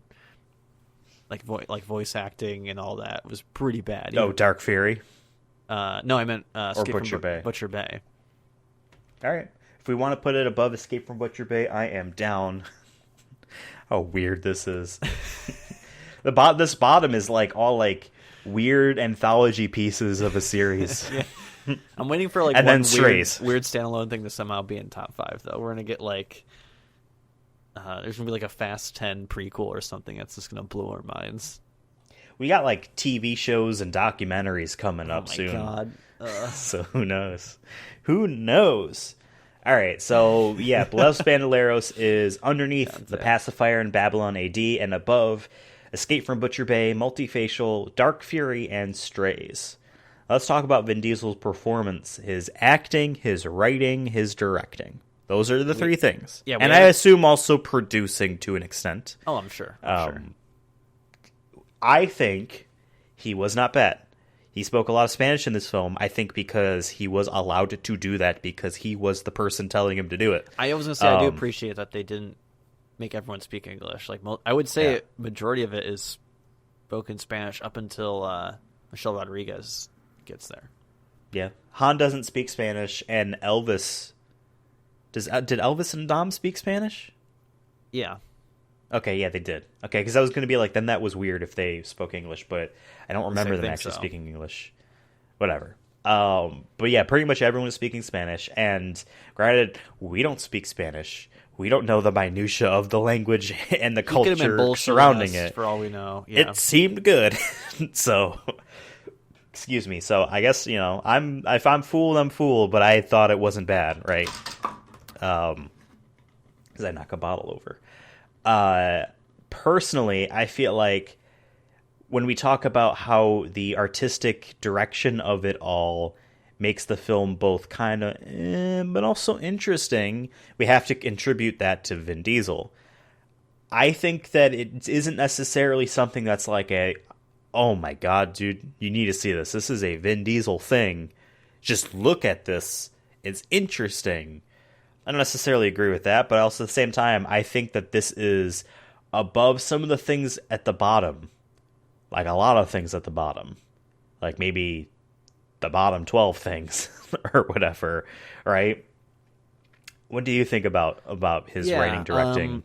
I love when Vin takes risks or does something completely different that we don't expect, because I think a lot of times, and that's been the story of this whole podcast, is that we went in thinking Vin Diesel's this kind of guy, this kind of actor. He only does these kind of things, and I think that is generally true, but there's a lot of gems that if you dig through his work, is that there's some gems where he's tried some different things. Like this is the narrative of the podcast. Yeah, Find Me Guilty is insane. Like when you think about it, like I would never have guessed before starting the show that Vin Diesel played an Italian man, a bald Italian man, gangster in a court setting. What? Like that is like that. As and I think if you go to other people and tell them that, who probably didn't see, no one saw Find Me Guilty, and we go tell it made no money. Yeah, it made no money. We go tell other people that, they'll be like, "What? What are you talking about?" It feels like a weird Applebee's trivia question. Okay. Applebee's has Someone went to Applebee's last night. No. I just know that's one way Applebee's tries to get any sort of crowd anymore. Is they like trivia night every Tuesday or something. I don't know. I saw an ad for it, and it was like $1 Mai Tais or whatever. Yeah. Get drunk and answer trivia on Tuesday. And I like when people take risks creatively, even if it falters. I can't, like, you can maybe critically look at it and say this is bad, but I won't ever hate on you for taking that shot or taking a risk, because there's so many people who play it safe, so many people out there who stick to what they know, rake in the money, whatever, but then down the line you're kind of just the same guy, and like Vin, I think at moments really tries to do something different. Even I think it's the first time we've seen it though in something that he's previously done and tried to put a different spin on it. Like in his other shorts and things he's directed, those are standalone things, standalone characters, standalone settings. This is Fast and Furious, Maybe it wasn't advertised as such because of the name Los Bandoleros. I never would have guessed was Fast and Furious. but to pull something from something so goofy and something he was only in at this point twice, and put a different, more serious but fun but creative spin on it, I find so interesting, and I think we have to give him props for that for sure.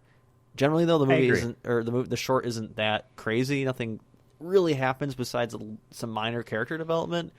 But if that was his intention going in, which I think it generally was, then he succeeded. Here is a interesting thing that I noticed from this in terms of the direction of it all.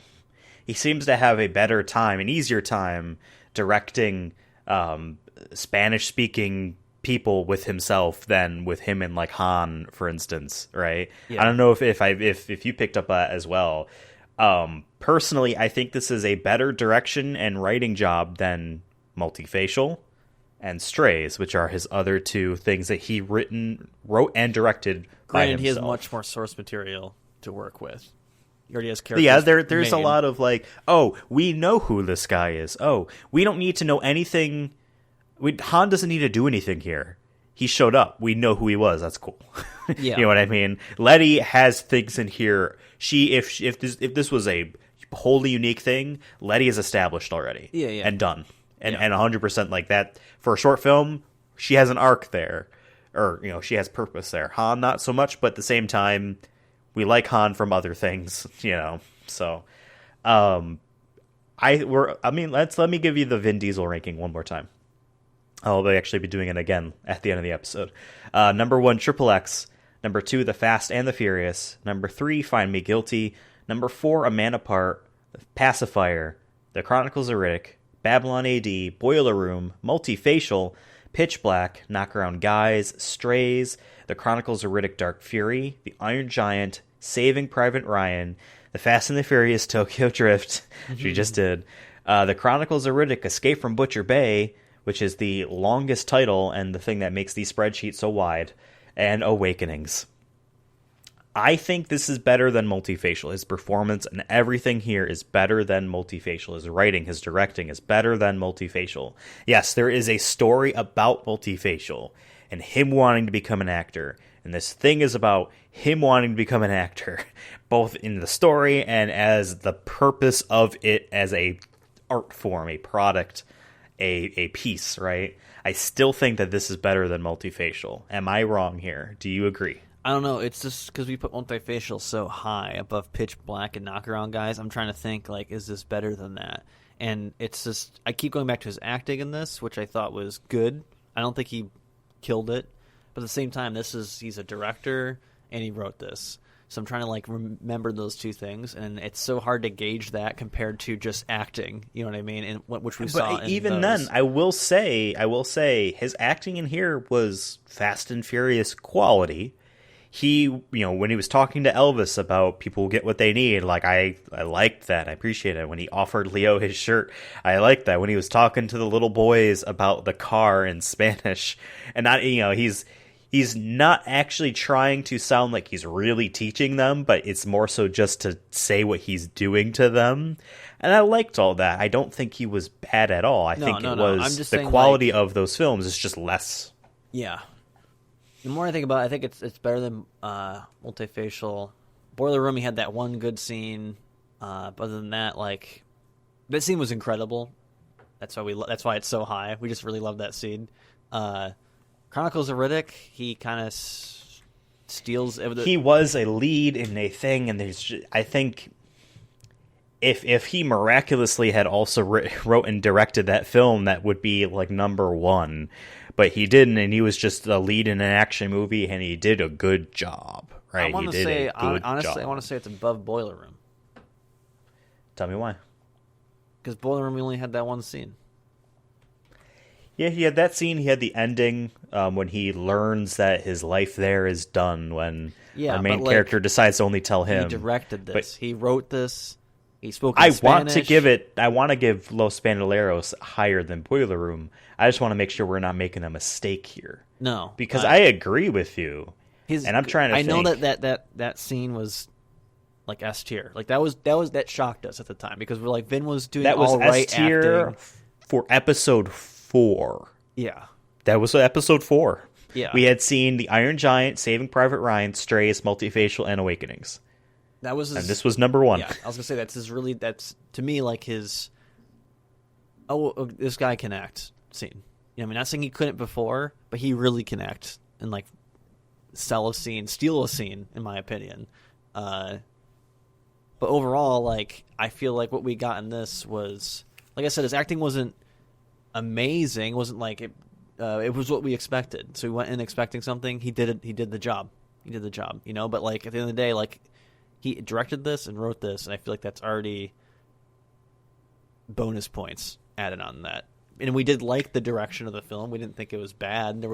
I thought maybe there was a couple too many cuts in the beginning, but other than that, that's we appreciated stuff about it. Yeah, as opposed appreciated to stuff about it. You know, Multifacial. I think we liked at moments, but also felt very amateurish. You know, yeah. I think it goes above Boiler Room. Chronicles of Riddick. I would say no to Chronicles of Riddick. I feel like then, just like how to some people it might seem as if we really pushed Multifacial too high. I feel like people would say we'd push Los Bandoleros too high if we're putting it above the Chronicles of Riddick. You know what I mean? But I think we have a good spot here. It's now currently at number 8, below Babylon AD and above Boiler Room. It is now at number 8. I think it's a good spot for it. Now let's talk about our main topic today. It's a long one, folks. Sorry about that. Yeah, exactly. No, it's great. This is what the people want. This is the content. All right? All right. This is for if you're driving home. You have a 3-hour drive home, you plug in this episode. If you're driving your Mustang on an open road in a tropical island somewhere that goes on forever, you plug in this episode, dog. Okay. Oh, I'm tired. Fast and Furious, directed by Justin Lin. Now, I looked up this man's CV. Justin Lin has been, and he's directed a bunch of stuff, but the notable things that will be notable for us, he's directed Fast and Furious 3, 4, 5, 6, upcoming 9, and upcoming 10. And he also is the director of the new Space Jam movie. Which I'm like, yeah. I'm kind of more interested now. Because I know he'll bring a vibe to it. Yeah. I thought it was already interesting enough that, what's his name, just wants LeBron's Instagram followers, and that's the plot. But yeah, directed by Justin Lin, produced by a person named Mikhail Fortrell, who does not really have much information I can find about them, Vin Diesel, and our main producer here is Neil Moritz. Neil Moritz has produced so many fucking movies, from things like Click, the Adam Sandler movie, to like to other big action movies. But notable for us, he's produced all of the Fast and Furious films, as well as Bloodshot and Triple X. Okay. And I'm pissed that we didn't know this. He's the producer on both Sonic the Hedgehog movies. What? He's our producer. He's our producer. He's the show's producer. You know, we're gonna give him a producer credit from now on, because clearly this Neil, guy... come on the show. Yeah, come on the show. We have so many guests that we need to get on here. Man. And like, I didn't even bother like writing down more of his shit. Like, I remembered Click off the top of my head, but look through the list sometime if you're feeling fancy. Like, he's produced so much shit. He is a Hollywood producer. I don't know if Paramount though, because like half the stuff is Paramount. Well, Fast and Furious films are Universal. He's a Hollywood producer. He's just everywhere. Does Universal own Paramount or no? No. Everyone owns someone. Maybe I'm like, wrong. So I might be. I don't know anything anymore. No, Universal's by NBC. Okay, so then it is also written by Chris Morgan, who wrote Tokyo Drift, as well as the 2008 film Wanted. Remember Wanted? You curved the bullet. Yeah, mm-hmm. That was 2008. And he's also I feel like I feel like a 2003 film. Holy shit! Okay. Yeah. He was also the writer on Fast 5, 6, 7, The Fate of the Furious, and the Mummy reboot, as well as... This is Tommy Cruise there. Yeah, as well as the most overrated Netflix original film, Bird Box. Oh my god. He wrote that. Yes. Wow. Dude, that felt like another time. I forgot about that film. Oh my god. That was 2018, buddy. Dude, 2018 was a vibe. He also wrote Hobbs and Shaw. So that's cool. It's weird. It feels like everyone has produced or is involved. Of everything else I've seen, it all ties back to Fast and Furious in some way. Someone's worked on Fast and the Furious at some point. He also wrote 32 episodes of Fast and Furious Spy Racers. Oh, no. He was executive producer. I take that back. Okay. He was not the writer. It was executive producer. And he was a producer, by the way, on F8, and he's a producer on F9. Oh my god! So that's what I'm saying. Everyone has a tie-in to. Yeah. We should play a game where we you say a random actor and we have to tie it back to Fast and Furious. Oh, the Kevin Bacon degree. Yeah, but we'll do it with Fast and Furious. Okay, I'm down. So now this movie had a budget of $85 million. Can you guess what the box office? Excuse me. Oh wait, I already told you earlier. I was gonna say, isn't it like 363 million? I have a piece of trivia about this. Yeah. This is gonna blow your mind, Mr. Dinosaur Man. This film, at the time that this came out, had the biggest 3-day opening of any Universal film previously held by Jurassic Park. Well, I think the third movie. That's actually, I think it was insane.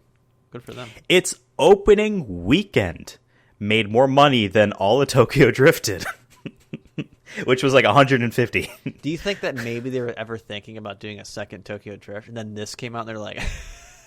We made the right call by bringing Vin Diesel back in. Yeah.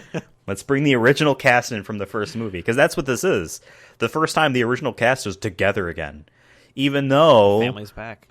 Even though Michelle Rodriguez doesn't hold any scenes with Paul Walker and Mia, who is played by Jordana Brewster. She doesn't hold any scenes with them in this movie. But, yeah, the whole time they're all on the poster together at the very least. So that's cool. Let's begin this film. Scene 1, gas truck robbery.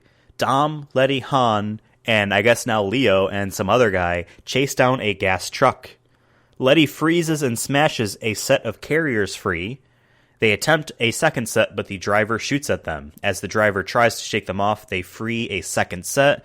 Dom saves Letty, and as the last gas carrier tumbles and explodes. This entire opening was pretty good. This is where the series... modern-day interpretation begins. Yes, that's what I'm saying. We saw elements of it in Tokyo Drift, but this is where, to me, if I would have to recommend anybody, like where to start with Fast and Furious if you don't want to watch them all, it should be F4 onwards, in my opinion, because this is what Fast and Furious has become and is all about. You start with a crazy opening, action scene, then you add in the drama, and then all that, and then it goes on. But, like, if it doesn't start with a crazy action scene...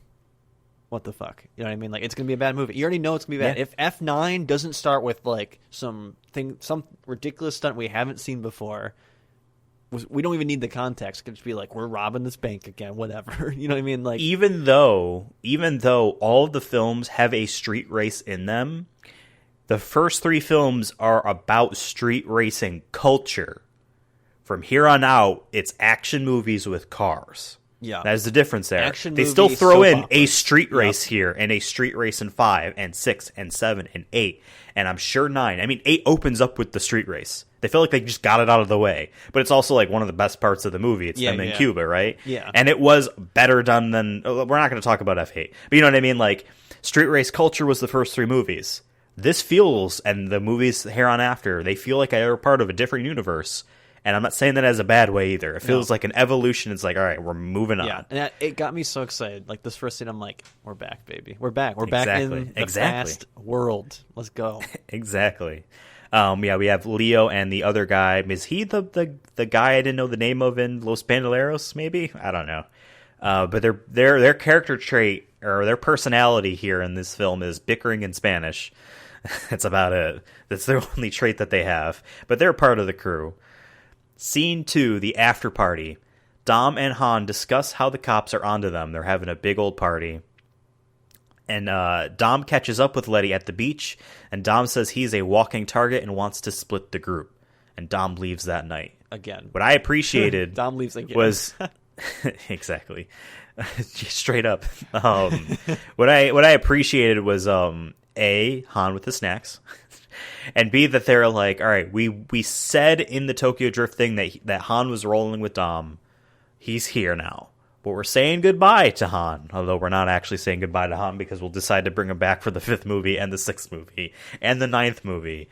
But I wanted them to have more interactions, the two of them, and we'll get that in thankfully 5. It feels a little forced, like that. They're like, oh yeah, since we had that cameo in there, now we have to like really show, hey, these guys are best buds because we didn't show it at all in the first movie. We need to establish that they are better friends than the Leo and the other guy are with Dom. Or we need to establish that. Or Vin and Paul. Yeah, because Dom doesn't care. We're shown that later on. That when he sees him again, he's like, it's more of like we're an even thing and not a we're blood brothers from 2 different mothers or whatever. You know what I mean? Like, yeah. Speaking about Brian, scene 3, Brian's introduction. Brian chases a guy through a city. Here's his action scene. Here's where Paul Walker gets his stunt acting going down. Finally getting to him, he gets the name David Park. Brian reports that back to his FBI buddies. That's where we learn that he's back with the FBI somehow. The man had a huge record. He had to do something stupid and crazy with Tyrese. Roman Pierce is the character's name, but will ever just be called as Tyrese to me. He had to do stupid shit just to get his record clean in Too Fast, Too Furious. He ain't a part of the force. Then Homie applied again to the job. Right. And they're like, you know what? He betrayed his buddy. Too Fast, Too Furious was all about him realizing that, hey, I let my friends down by being a pig and snitching, right? Even though he didn't personally snitch on any of them, that's how they treated him. That's how they felt. And he's decided, actually, I'm just going to go back. They just needed to have you forget that 2 and 3 didn't happen. And you know what? It's just the first movie and then the 4th movie. Yeah. Because if you pretend that there was no Too Fast, Too Furious, this makes sense then. Because he didn't quit at the end of Fast and Furious. It's a weird retcon / just. This is where the soap opera-ness comes in there. We're like, doesn't make sense, but who cares? You know what I mean? You gotta let it slide. You can't think about any of the plot holes because if you do, you're not going to enjoy the movie. Yeah. It's weird, but whatever. You're right. I wish they kind of just did that. But I went fully commit to it. Just never acknowledge any of that happened. Maybe even going to the point where someone's like, didn't you have a record? It's like, no, never. The FBI boss is like, what are you talking about? Yeah, even the FBI is like, nope, no, he's clean. I don't know. You drive cars? Yeah, they have no idea he's good at driving cars. That'd been hilarious. They're like, yep, just totally nuked Too Fast, Too Furious. That was an alternate universe. Yes. Oh my God. We need to play Fast and Furious Crossroads at some point. But apparently, the car that they jump onto the boat with at the end of Too Fast, Too Furious is a car someone drives. She finds it in a lake in Miami.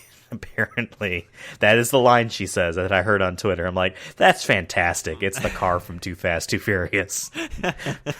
Great. Scene 4, Letty's murder. Dom gets a call from Mia saying Letty has been murdered. They attend the funeral. Brian is there, but Dom is hidden. I feel like they could have done this a little bit better. It felt like, okay.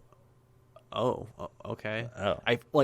left, and then all of a sudden she's murdered again. Also, imagine if you had seen the first movie in how many years? 8 years? And they kill her off. You're kind of like, who? Yeah, right? Either who or why was she on the cover of this? Yeah. A lot of that kind of energy going on. I don't know. It's just I wish they could have done it better. Or maybe killed her off maybe later in the movie. To add more stakes. I don't know. I love that all of their really obnoxious looking cars for a funeral setting are all pulled straight up to it. You're still stunting even at this goddamn funeral. God. No one cares, bro. Ugh. Granted, that's what she would have wanted, but I don't know. It seems inappropriate. Rent a limo. That night, Dom visits his old home to see Mia. Mia tells Dom that Letty has been working on Dom's dad's car. Mia and Dom's dad's car. And Dom wants to be taken to the crash site. Classic. And I love that the FBI is just staking out Mia, who, granted, they're looking for Dom, but she had done nothing wrong that has been established by the first film. that, like, she was innocent. But they're just going to watch her forever now in case her brother shows up. Yeah. Like, what the fuck? You need a lawyer, woman. Yeah, and also it's kind of on Dom, too, to be like, I'm going to run away to keep everyone safe, but also, like, now everyone you've ever spoke with is being I'm not going to watched. relocate my baby sister to somewhere that I feel like is safe. She's going to stay in the Toretto household. Which is known to have drive-bys go by and shit. Uh-huh. Who's to say there isn't a gang that was, like, still mad? Right. Legitimately, the first film, they blow up like a motorcycle nearby. Right? Yeah. Well, they do the bad guy drive-by, and then they go hunt down the motorcyclists. Yeah. Oh my god. I mean, obviously, this blows up in his face when we get to Furious 7 when Jason Statham blows the house up. I love because he knows where they live. You think on this on surface value, this is soap operas with violence. It's like, I mean, that's what anime so is, pissed, sir. I'm so pissed at you. I'm gonna blow up your house. Not kill anybody. I'm just gonna blow up. It's like me being pissed at you. I'm gonna go drive down to your apartment, blow Now, it granted, up. I didn't there's kill your brother. You remember he's getting revenge because they killed his brother in I know. Fast It's, Furious but it's 6, so but- goofy though. It's just the tone is so goofy though. It's just Yeah. when you think about it, you're like, I'm gonna go blow up this guy's house.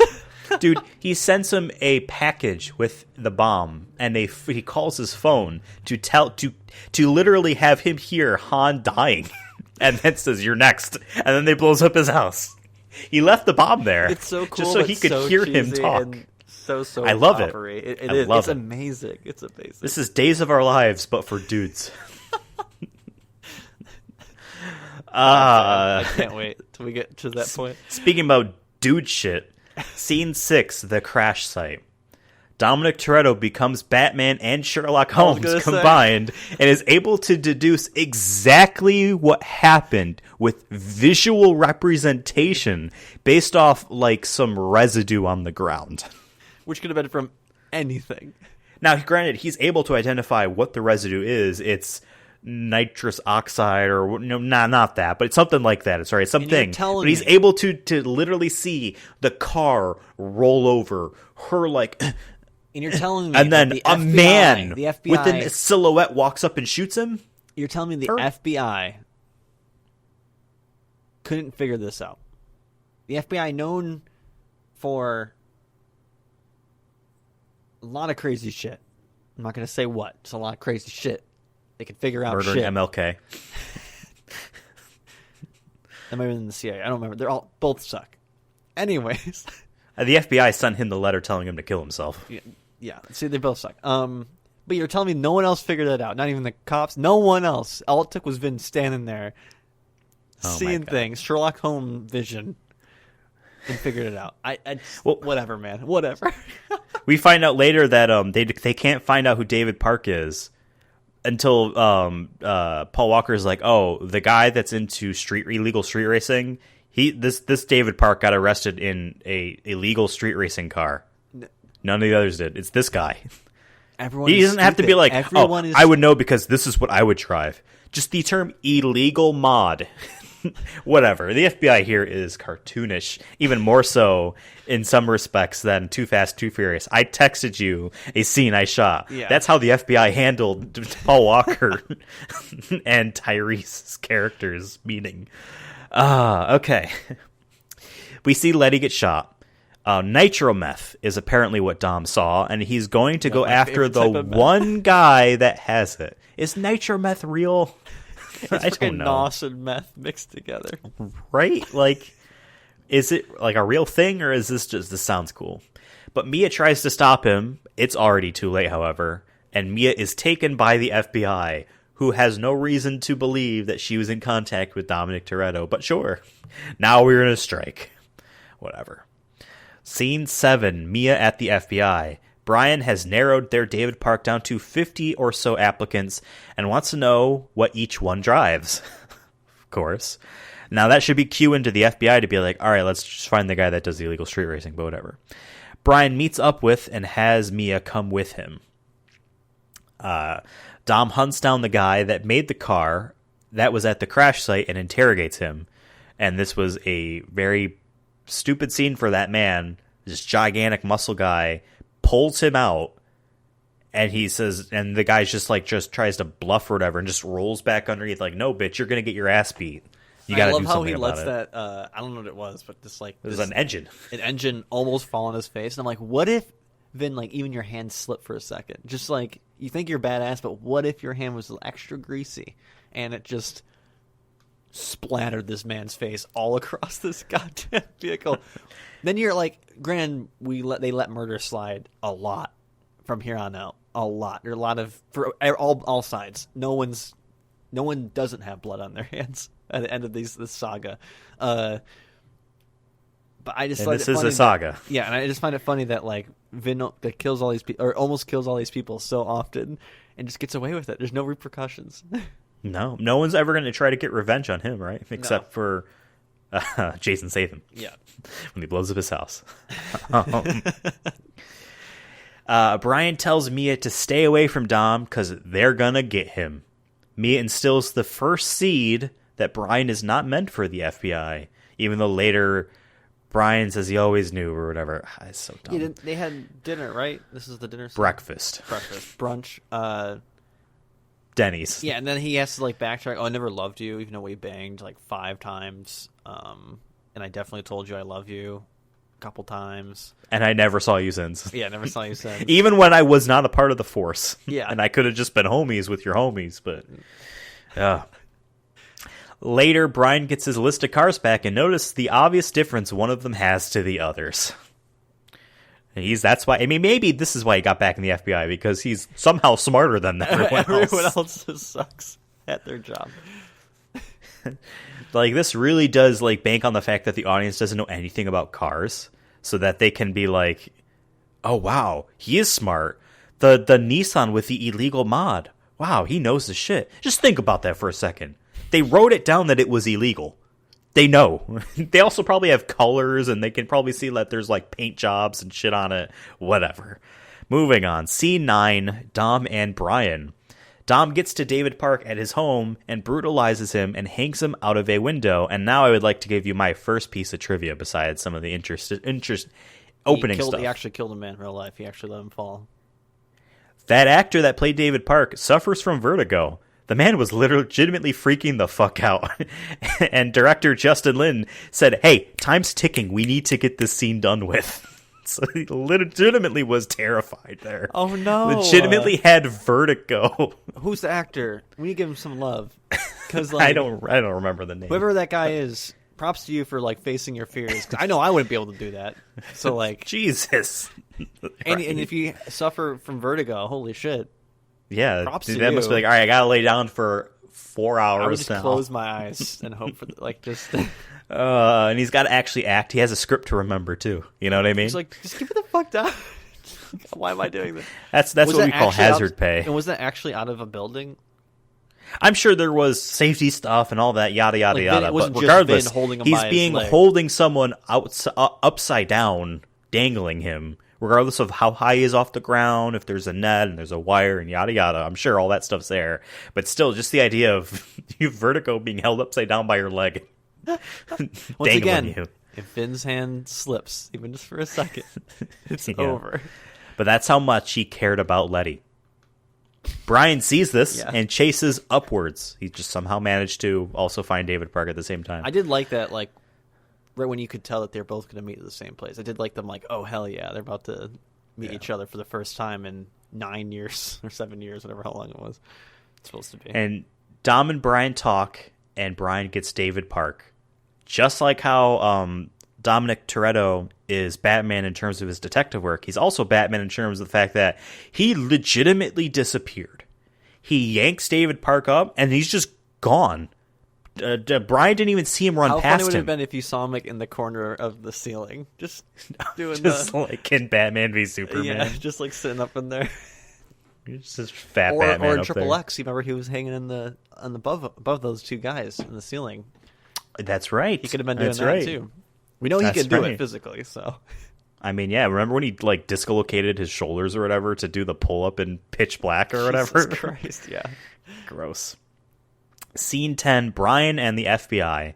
Brian starts to take David Park to a room, and some other FBI guy, I don't remember his name, but that guy attacks him. Brian dispatches him. He like basically I don't like the fact that they established that Brian struck first. He clearly did not strike first. He clearly was grabbed, and then he grabbed the guy and then smashed him into a wall. Like, hey, don't do this. Still, any other job, immediately fired. You're fired and probably talked to by police for assault, regardless of self-defense or not. But he's a hot-blooded. He's a rookie cop because he just got back the worst. He's been a part of the crime. He killed he's that needed. man, though. Like, it was self-defense, but he put his whole body into that face, putting that dude's face into the wall. I think, holy shit! It's not like a part swing. of me. Like, yeah. You could have done like that's why I wrote damage. down dispatches him. He dispatched him.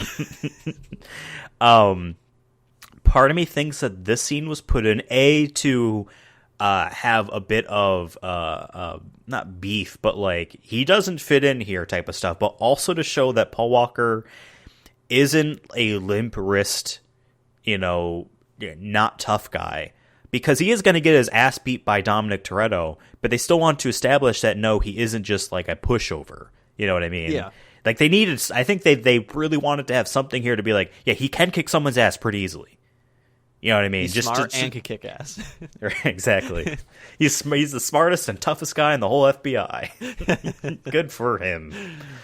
We learn in a briefing that Braga's, who is our bad guy, by the way. I just Braga's realized FBI can stand for Federal Brian Intelligence, because it's all him. Sure. Running that whole agency. Braga's second in command, whose name is something or other, I forgot, Chapo maybe, is holding a street race. Brian is to enter the race. They got an in from David Park, essentially. Scene 11, the boys build their cars. Here we get a montage of Brian dismantling 3 cars to make one, and Dom rebuilding his dad's car. This part was so cheesy when they're like, what car do you need? And he's like, all 3. All of them. And they're like, hell yeah. I'm like, sure. Yeah. And he knows how to make a car. Yeah. But a tracker is given to Brian for his car, obviously, and he's acting a little bit, he doesn't act too shocked, I guess, but there is a bit of a, oh, you need this? More it's of like, his, yeah, I bud. kind of read it as like a, yeah, I'm still at the FBI. I'm not, like, he's getting so excited about what he gets to do, and then realizes, no, this is for work. But like part of it is almost like it's a paid vacation. You could look at this. You could look at this like in Too Fast, Too Furious when they bug him and Tyrese's cars because they don't want them to get away, but they also need them to bust this guy. Here it is like no, so that we can always know where you are because you're gonna go to the bad guy's place. This is how we can find the bad guys. You know what I mean? This isn't necessarily because we don't trust you. This is so we can find the bad guys. I always He's imagine, like, too, when you have a tracker in your car like that, like, let's say you're just going to, like, Dunkin' Donuts or something, they'll be like, they would just contact him, like, are you there? He's like, I'm at D&D, dude. I'm just trying to get a coffee. Like, hold up. Like, I'm going there right now, but I need my coffee. Like, I just imagine that kind of scenario happening a lot. Or him just getting gas. Why'd you stop? It's like, bro, you can see him at a Sunoco. What do you mean, why did I stop? You gave me a car that was at quarter tank. I gotta go 20 miles. I'm not going to have enough for the race. Scene 12, Giselle's introduction. Brian gets to the bad guy event, which is just, I guess, what we call these things, a bad guy event, and meets Giselle after talking to one of these shitty racers that talks to himself in the third person. Dom is also there and gets into it with them. They're all handed GPSs or whatever, and the race begins. This is their introduction. I also like that scene because it showed... It was like Brian was all like, yeah, it's my job, but I'm also kind of excited to race again and get paid for it, basically, no matter what. Yeah. To drive this nice car I built. I'm here to have fun, but also get the bad guy. Like, he's like and half also serious. kind of just show up Dominic Toretto. Yeah, and then Dominic Toretto is all business. Like, he's like, I will kill everyone here until I find out who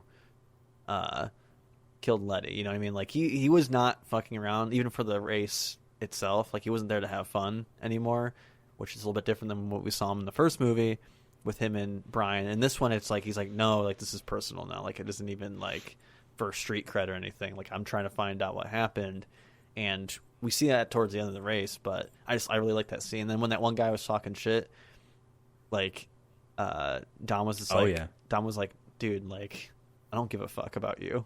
I'm gonna beat you. I'm gonna beat everybody here, even this dude who saved my life a couple of years ago. Like, I don't care. Yeah, I really like this scene a lot.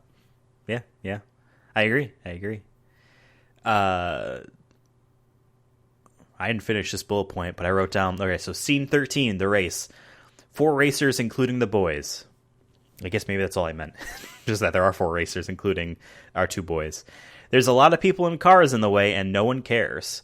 They're not going to be blocking off the roads. This is a real life thing. This ain't a street race. This is a application. Yeah. And I did like this race too.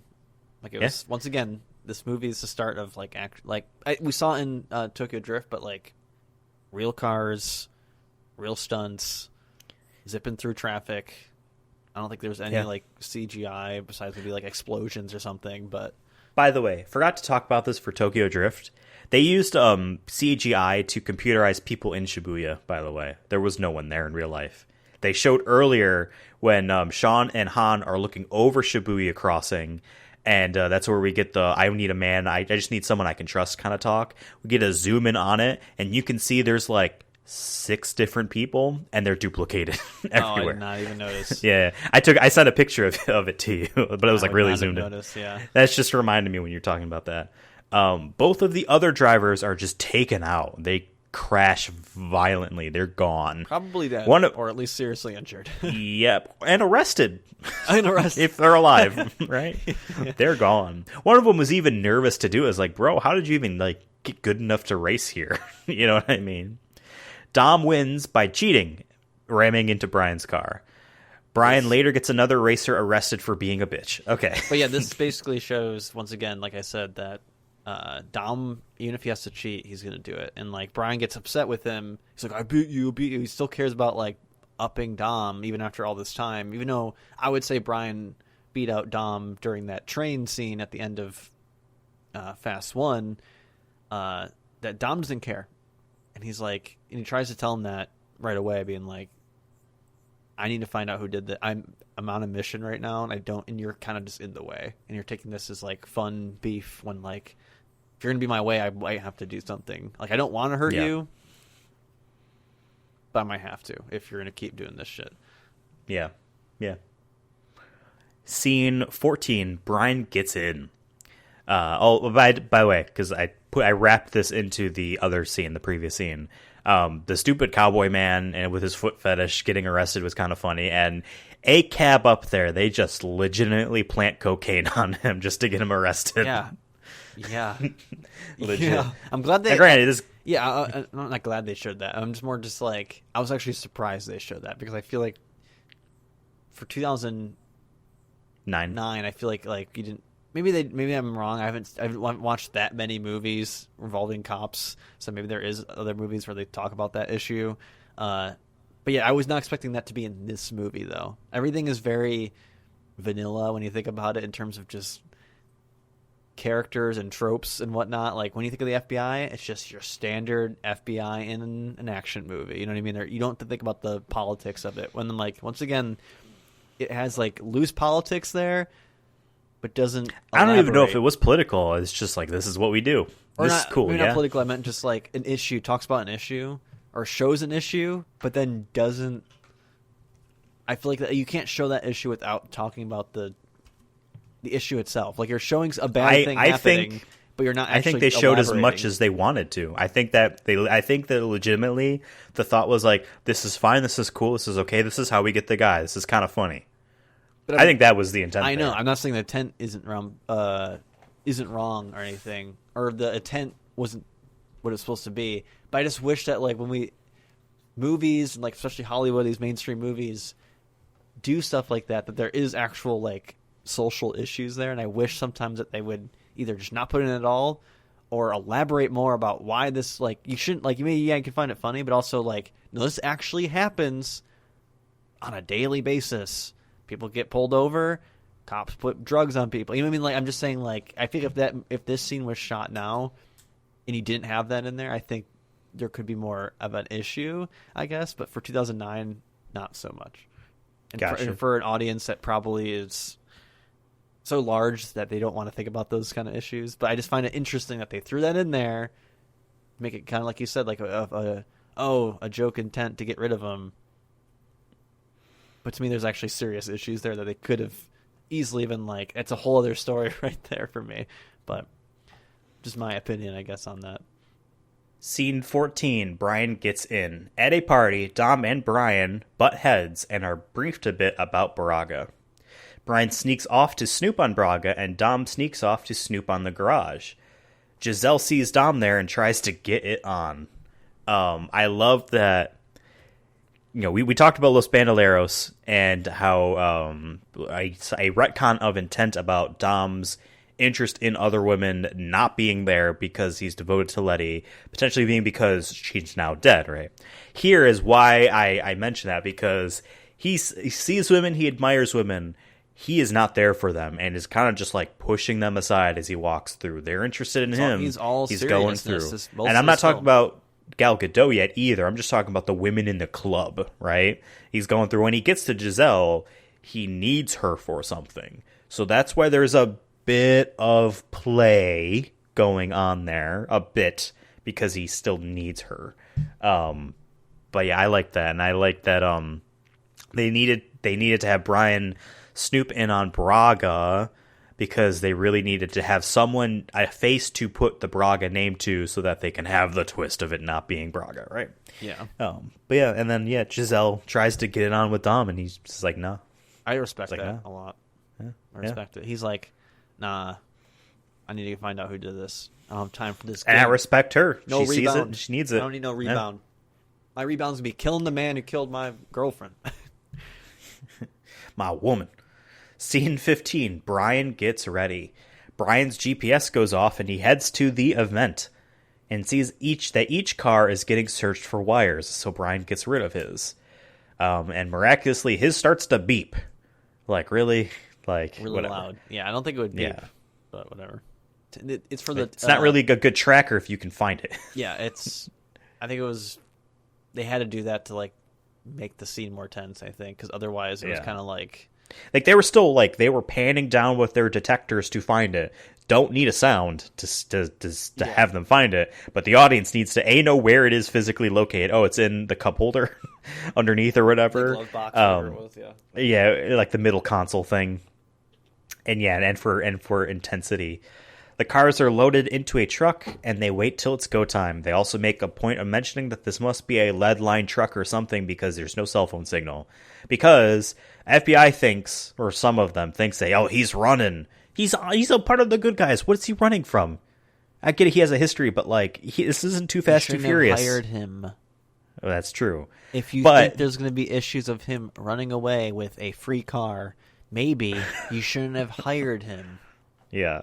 Mr. FBI man who could probably do the most invasive background check of all time. Yeah, you could do anywhere else. Like, if I had to apply to the FBI, I would just assume they see everything. Everything I've ever searched from day one. Oh, you've took 1,317 shits in your life, huh? Yeah, like they know everything. They know everything. Exactly. So but I do like, for story purposes, they make a point of showing that he cannot contact them.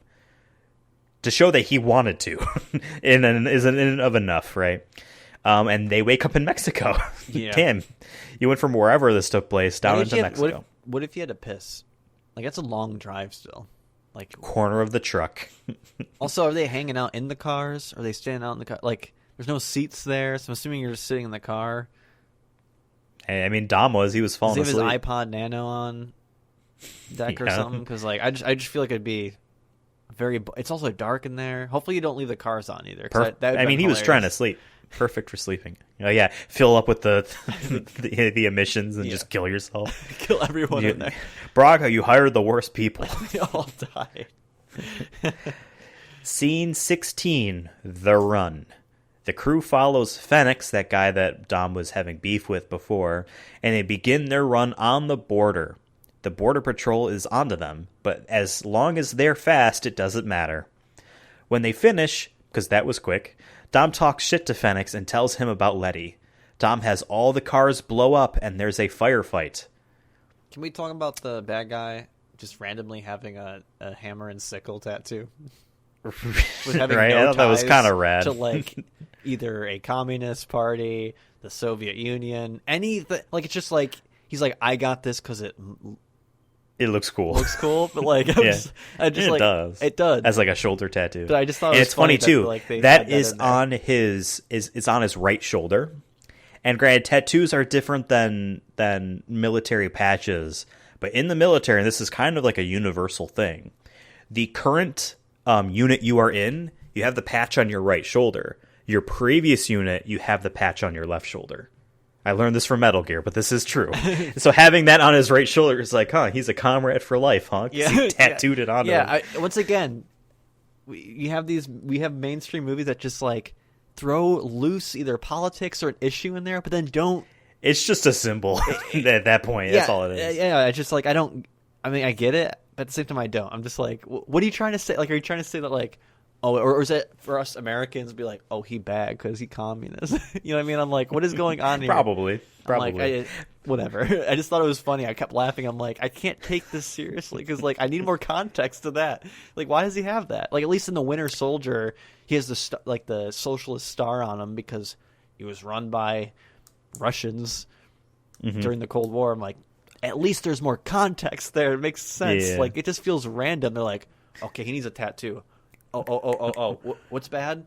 Hammer and sickle. Mean, do we know if that's not a tattoo he has in real life? What if that actor has that in real life? I don't know. I'll look that up. I also loved that the run itself, like they have this whole elaborate like tunnel system with dead ends and shit in there, and then they're just able to get through, which is pretty cool. But my favorite part about this scene, Dom is shot but does not react. This is Vin Diesel is the tank character now. This is how it's established, in my opinion. His trajectory as an actor of being a tank. Granted, yes, he's done fights and stuff in Chronicles of Riddick, and he always wins, and yada, yada, yada. But he is shot in the back, and he does not react at all. Not even like a hand to like the bullet wound. He's just like, nah, I'm just going to try. He's the Terminator. Can we get a Terminator reboot with just Vin? Because I think he could obviously play it off pretty well. Honestly, he probably could. Brian gets a vehicle, a Hummer of some sort, and Dom goes with him. Brian finally calls the FBI, and they don't care about Braga anymore. They just want Dom, and they know they just want Dom and what they were shipping, the $60,000 or however, $60 million, $60,000, however much it was, worth of drugs or whatever it is. They just want that, and they want Dominic Toretto. To them, that's a win, which is crazy. I looked up the actor of Phoenix is Laz Alonso, and the hammer and sickle is actually on his neck. Okay. Not his shoulder. So it's even more ridiculous. It's up there. But he does not have that in real life. No. There you go. Movie choice. Movie choice. He doesn't have any tattoos, actually. There you go. He's pure and holy. Scene 17, Aftermath. They hide the car in an impound lot. Mia somehow shows up, and somehow they're at some house? Tom goes through Letty's things and finds a phone, calls the last number on it, and it's Brian's. They fight, and Brian tells Dom that Letty came to him for a deal, help him take down Braga to clear Dom's name. And that's why I have no idea where they were. That's why she got involved, and that's why she died. Yeah. I guess not really indirectly, but it was Dom beats Brian's ass. Oh, it wasn't even. Yeah. It wasn't yeah, even close. Exactly. He throws him through like that whole like shelf and like. Now, granted, I guess like Brian is also trying to fight Dom. Yeah, I know, but it's just funny. It's like, okay, they fight, and then like afterwards, like, are you cleaning that shit up, or are you just leaving that in? Because he just destroyed that room. I mean, it's not Brian's house. Knowing Fast and Furious, they just have someone else clean it up. That's what they do. They make messes, and yeah, we saved the day. Woo! It's like the SpongeBob and Patrick meme where the whole Bikini Bomb's on fire. Oh, like, we saved the city. We saved Bikini Bottom. Well, it's like we'll get to Fast 5 when we do that episode for August 1st. But they swing a giant safe as a wrecking ball through the city. And no one dies. And The Rock lets him leave. Like, motherfucker, guys. Granted, awesome set piece. Awesome. But what the fuck, guys? There had to be at least 100 injured, dead, at least, minimum. Right, exactly. People were going to brunch, all right? And this fucking safe comes flying through the city. Come on now. Scene 18, Brian's plan. Brian returns to the FBI and makes a plan and a deal with the FBI to get Braga to show himself and get arrested. Giselle gets a call from Dom for Chapo, which is that second-in-command guy, and Dom starts the plan. They're going to trade the shipment for $6 million and a chance to get Braga out in the open. They begin the trade, but that guy ain't Braga. And I feel like it's very obvious as soon as he walks out. The very stereotypical man ain't Braga. What did you think about how willing the FBI was to just be like, all right, I guess we were going to get all of this drugs off the street, which, you know, in this world, that's what they care about, and Dominic Toretto, but instead, we'll just try the stupid plan to get Braga. Sure. Whatever. Now, granted, it's one of the, once again, it's just one of those things you have to ignore because it doesn't make sense, really. The movie needs to continue. Let's have fun. Let's add a gunfight. Sure. Also, in my notes here, I didn't write 6 million. I wrote $, caret symbol, and M, which I had to look at my keyboard to see. Oh, yep, I held shift when I pressed 6. Turns out Chapo is Braga, but the FBI already did its raid and failed to get Braga. Of course, they a lot of people up. die again. Yep. Scene 19, Brian's punishment. Brian is taken off active duty for this. I don't know why. It's not his fault. It's theirs. Sure. Dom visits Letty's grave. Brian visits Dom's house to see him working on his car. Brian and Mia then make out, and Brian and Dom leave for Mexico. I still think it's crazy. If I'm the FBI, if I'm the FBI, I hired this guy. I'm scared of him running away. We basically not fire him, but demote him. Yeah. And you know he has a history with these people. You're like, yeah, he's fine. Just let him go anywhere. Let's not track him or anything. Just no wonder they need him so much. I guess I'm done. Suck. They suck. They're at so their job. terrible. Worst FBI in any movie I've ever seen. Yeah. Scene 20, the real Braga. Brian and Dom wait on a cliff, and Giselle shows up. She gives Dom something that can help them, and while her hair flies in her face. I felt so bad for Gal Gadot. Her hair's doing the thing where it like gets stuck in her lips. You know what I mean? Is the flyaway hair. Maybe they should have changed the angle so wherever the wind was going. Or just put a fan. You know what I mean? Fan, yeah. Yeah. Or tie her hair up, I guess. Braga delivers some cash to a church, and Dom and Brian hold him up. Now this is what I find so lazy about this film. At this point in the film, us, the audience, now knows that Chapo is Braga. So now all of a sudden, Chapo is going to act like the leader of a cartel. Now all of a sudden he's acting with that swagger that I can have any of you killed over cocaine instantly type of swagger that he was not showing throughout the previous film when he was in private with other people. You know what I mean? That's lazy in my opinion. There could have been a better way of writing it, but whatever. He goes to a church to try to, I forget what the term is, but you pay to have yourself be void of sin, you know, yeah. that type of corruption stuff. And even the priest there, or I don't know what his role is, but even the guy there was like really hesitant to take it, but like, he can probably get murdered. So he'll just, and you know what? They can help the community with this money, so I guess we'll take it. You know, that was that kind of thing. Scene 21, the escape. They get him in Brian's car and take off, but they are in pursuit by Braga's guy. Too. You're telling me this guy who's avoided the FBI, avoided local police, avoided Dom, all this other stuff. All of a sudden he's like, I'm going to be in this church, knowing I just got away with what I did with like 2 guards. Who are and only these two watching dudes the front. just followed me here, and now they got me. Dom holds him up with a shotgun to his head. Honestly, he should have just shot him right then and there.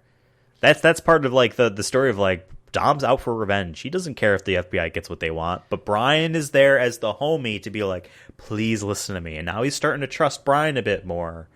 So it's like, Braga talks shit, and they're being gunned down during the chase.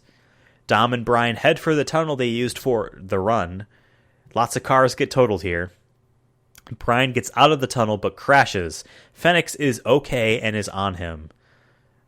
He basically begins to start pulling Braga out and then realizes that Brian is still alive and is like, all right, now I'm going to kill you.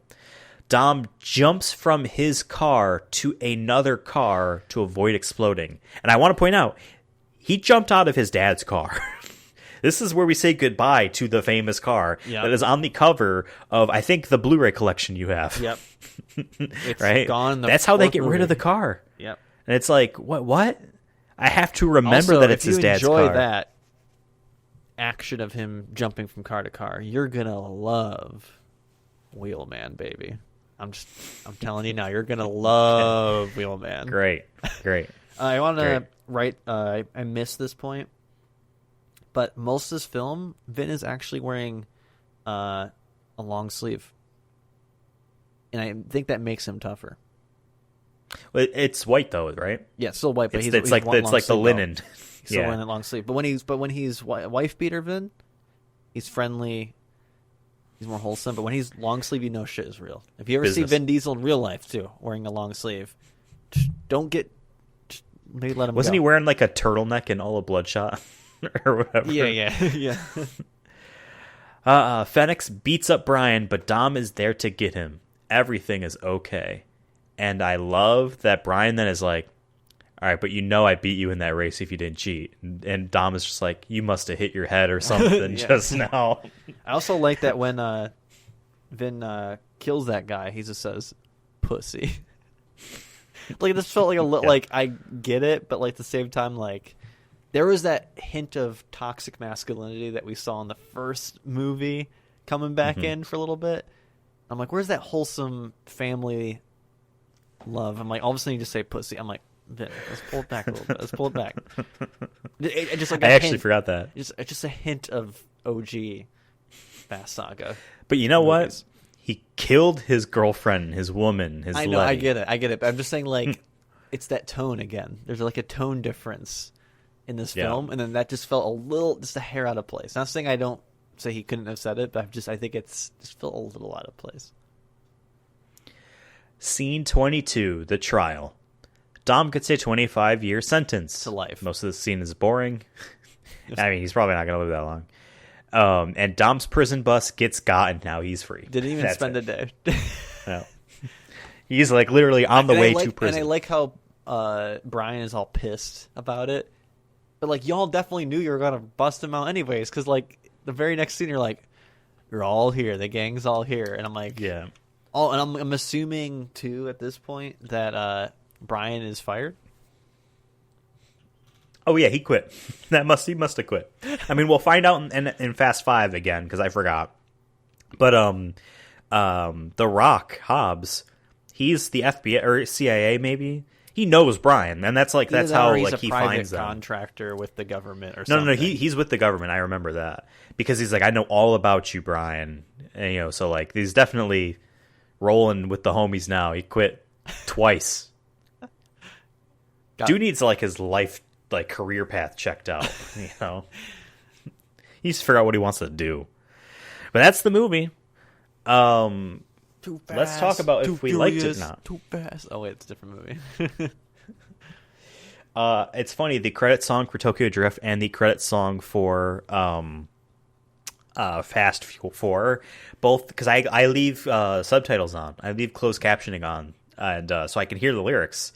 Literally saying Fast and Furious in the songs. These are Fast and Furious songs. I heard that too. I love it. But yeah, what did you think about this film? Did you like it? Did you love it? Did you hate it? I liked it more. What'd you think? Than I think when we first watched it. I think I liked it a little bit more now. I have more of appreciation for it because, like I said, I feel like this is the start of what we know Fast and Furious to be. So I kind of have like a more of a soft spot for it now. And I went in already knowing how ridiculous like it's gonna get. So to me, this actually felt more grounded than like Fast 8 and all those more later ones. So for me, I was just like, this is like the beginning. This is it. It's like the Fellowship of the Ring a little bit, where I'm just like, oh yeah, we're gonna go on this big journey, and this is just the start. Hell yeah! And there's so many cool things just in this. So like, I'm a fan of journey beginnings more so than their middles and ends. Yeah, Fellowship is my favorite of those books and movies. But yeah, I had fun. And that's important. A lot more fun than Tokyo Drift. I'm glad that. Yeah, better made film. Yeah, I'm glad that we're finally here too. To be honest, like we had some rough patches, but there's some cool gems. Here on out, it's all fun shit. Yeah, now. It's all fun shit. And here on out, and also this gets me hyped for when we do Wheelman because it has same energy. Oh boy! So, for me. I'm actually kind of similar. It takes a repeat watching after seeing the entire saga to be like, actually, I did like this. Because I remember our story was like, all right, the first one is like a cult classic. We knew that going in, and it's like, cool. All right, but okay. Too Fast, Too Furious. Ooh. But after the rough patch, we heard this was the bad one. Tokyo Drift. That's the cult classic. That's the actual cult classic. To some people, that's their favorite one. Okay, that one was really rough too. We're like, does Fast it get all and downhill Furious? from here? Then, like, if that was supposed to be the best one, I'm scared for what lies ahead. But Fast and Furious is like a reboot kind of thing. It's new model, same parts. I think was the tagline on the poster. Right, the original cast is all there together again. This is where it actually begins. And I remember back then being like, okay, not quite. When does The Rock show up? I know he's in these movies now. When does he show up again? All right. And then we got to Fast 5, and I'm like, okay, I like this more. But having to watch it back, I liked Fast and Furious more, the first one more than I did before. I like Too Fast and Furious more than I did the first time through. It ain't a great film at all, but I'm like, whatever, this is stupid. It's stupid. And it's stupid. I can't be mad at this. This is stupid. This is a really bad, stupid movie. I will watch this again. Tokyo Drift, I'm like, I like Han in this film. Bow Wow wasn't as bad as I remembered him being. Sure. This one, though, I'm like, this actually wasn't that bad of a film at all. I actually like this movie. Like, sure, we have our issues with Brian and the FBI. Thankfully, this movie ends that conflict, and he just gets to move on. If anything, this movie's doing a service for the next one. Granted, did he need to be in the FBI at all? No. Like, the Fast and the Furious was kind of like a remake of Point Break, in a sense. So I get that they wanted to have that element in here. They wanted to have the bad guy, street racing criminal people working with the FBI to bust a drug cartel lord. I get it. I have issues with, we talked about, like, this just doesn't make any fucking sense at all. Why would you hire this guy back again? Like, he ain't that good. You guys are just worse. But that's not because that's what the FBI's like. That's how the movie was written. HR at the FBI really needs some work to, like, know who they're hiring. Exactly. Or maybe no one's applying. They're like, fuck it. But Brian's overall, back. I mean, I actually like this movie quite a bit. I will watch this movie again. Yeah. Maybe not on my own volition. It might be a spring cleaning thing, like you said. But I'm like, yeah, sure. I'm down. Like, this movie may be like, I'm down to, after we watch all these films for this show, I'm down to do another rewatch someday in the future. I am down to watch them all again. It seems like it'd be a great movie, too, to just, like, have your friends over and just mess around and watch it. Classic. Eat pizza. A mystery science theater, you know what I mean? Like, it's one of those movies that's just, it's fun. You know what I mean? And it only gets more fun if you watch all the other ones. It definitely rewards you for watching all the like, and like that goes back to Los Bandoleros, is that made it feel even more rewarding, this movie, in hindsight now. You know what I mean? Yeah, I agree. So we are going to now rank this on our movie rankings list, as you've heard twice already today. I think I have a good spot for it. I'm going to reiterate the entire list for you once more because it's been probably 10 hours.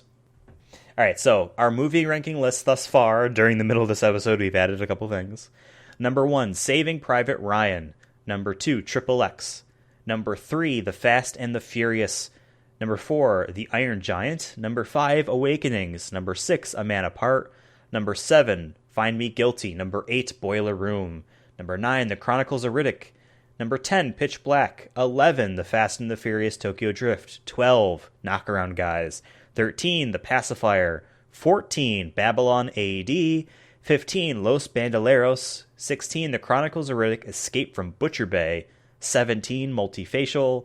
18, The Chronicles of Riddick Dark Fury. And 19, Strays. I'm just going to throw this out there. This is 6. This is in between Awakenings and A Man Apart. Do you agree, yes or no? I'm throwing that out there. A definitive statement. I think it's definitely top 7.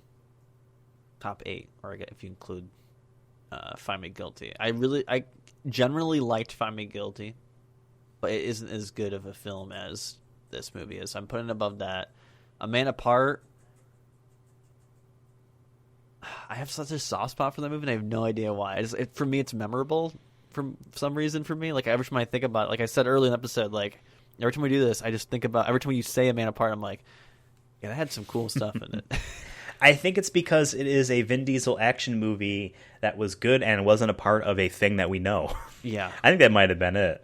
But personally, I like it more as a film more than A Man Apart. I think there's more things to like about it. It being a part of a franchise obviously helps because there are things to pull off from that the movie itself doesn't have to do, and it benefits from that. I think but I'm going to agree. I just like it more. I think I'm going to agree. Okay. I think it's settled. That was easy. Okay, I thought it was going to be tough. Pretty but easily now this that entire you episode. helped me by throwing your spot in, I think that helped because I was struggling there. Okay. Our top 10. I'll read off our top 10.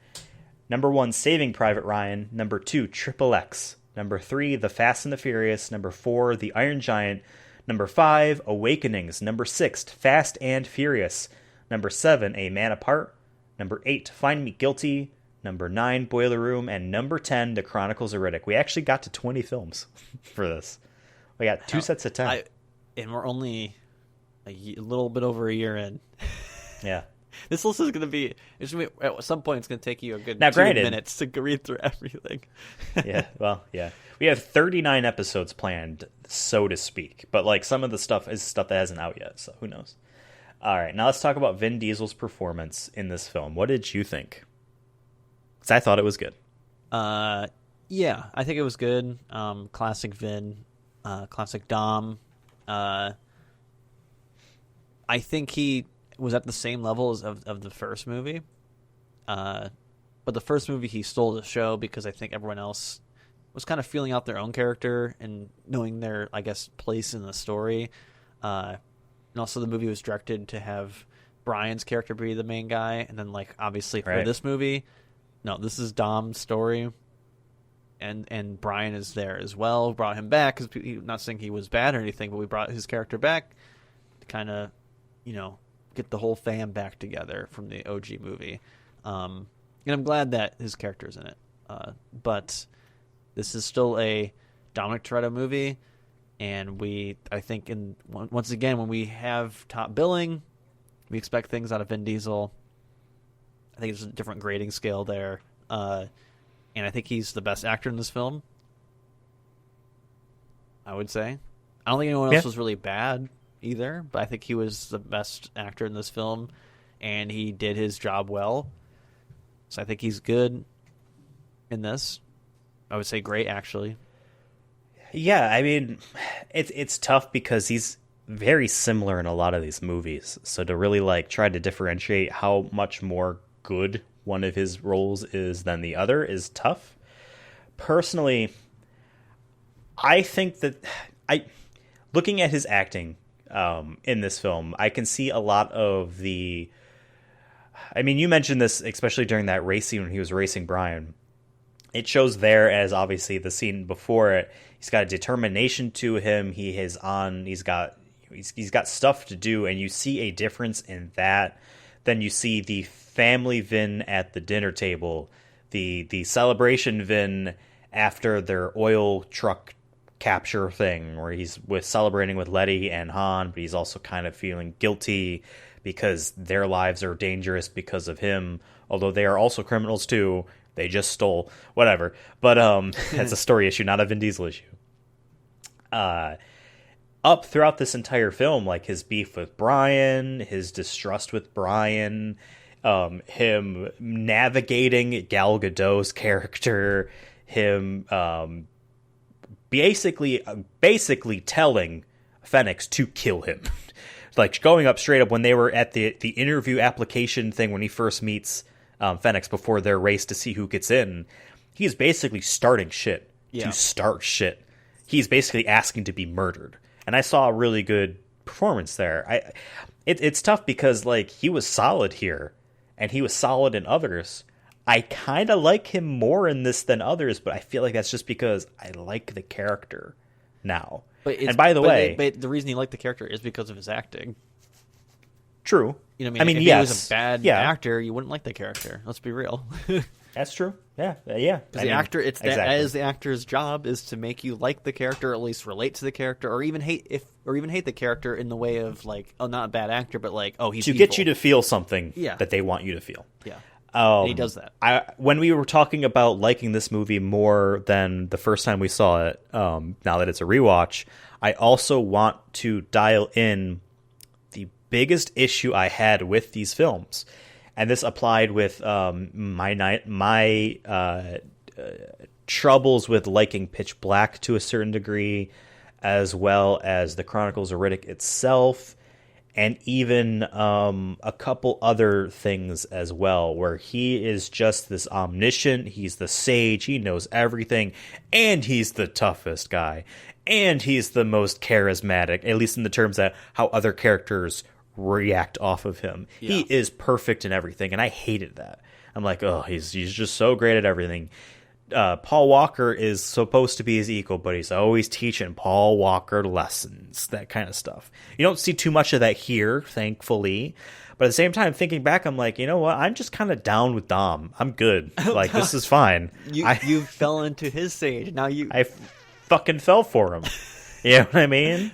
It doesn't bother me as much anymore. There is, I think, like you said, there's less of that energy going on here because he's strictly on a warpath in this film. Generally speaking, he wants to find out what happened to his girlfriend. I guess we'll see if I change then with Fast 5. I think that's what we're going to have to wait and see, because remember too, there's moments where Brian had to stop him, and he did listen to Brian. He did learn from Brian. He needed to control his anger or his judgment on things. So I think there's also him a little bit more of a give and take. Yeah, give and take there, which we don't see. I guess I think in the later ones, which I think your critique is accurate. But I don't think we're there yet. I think this is why I like this one more, because it's still. I think this Dom is closer to the original Dom, in the sense that he runs on feelings sometimes, and needs some people to check him. But he's also kind of hard to stop too. Yeah. Hence the Fate of the Furious. Fate of the Furious. Yeah. That's another warpath. Yeah. They got his baby. All right. That was Dom out there. You heard him? You heard that? Yeah, I heard the horde. Damn, Dom's here. All right, so let's now discuss the rankings list of the Vin Diesel's performance ranking list. Number 1, Triple X. Number 2, The Fast and the Furious. Number 3, Find Me Guilty. Number 4, A Man Apart. Number 5, The Pacifier. Number 6, The Chronicles of Riddick. I've never said these lists so many times in one episode. Here we go. Number 7, Babylon AD. Number 8, Los Bandoleros. Number 9, Boiler Room. Number 10, Multifacial. Number 11, Pitch Black. 12, Knockaround Guys. 13, Strays. 14, The Chronicles of Riddick, Dark Fury. 15, The Iron Giant. 16, Saving Private Ryan. 17, The Fast and the Furious, Tokyo Drift. 18, The Chronicles of Riddick, Escape from Butcher Bay. 19, Awakenings. And I want to quick reiterate, So I always forget almost till the end. If you guys want to know our full thoughts on these other films, check out our other episodes. They're all titled after the films that they have them in. So you'll be able to easily see. Weird, because we talked about 3 different things. Yeah. The first 40 minutes, we talked about Tokyo Drift, which maybe we could have shortened a little bit, but it is what it is. Well, I'll figure out a way. I'll make it work. Don't worry. I'll make it work. This might be our longest yeah boy yet. Now, this might seem fucking crazy, Devin. I don't know, man. I might be fucking crazy. This is a top 3. I don't think you're crazy. Going in, I was like, this is 5. And then once we talked about it more, my brain is, I think it's number 3. Because I think the Fast and Furious, he stole the show. It's almost too classic. That's where you get the famous, I live my life a quarter mile at a time. Come on now. Nothing else matters. Nothing. Hear me? Nothing.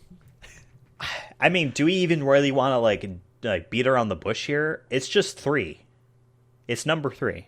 Yeah, because I was Find with Me you Guilty there. is There's an a change argument of I pace. could find to make it better than Fast and Furious.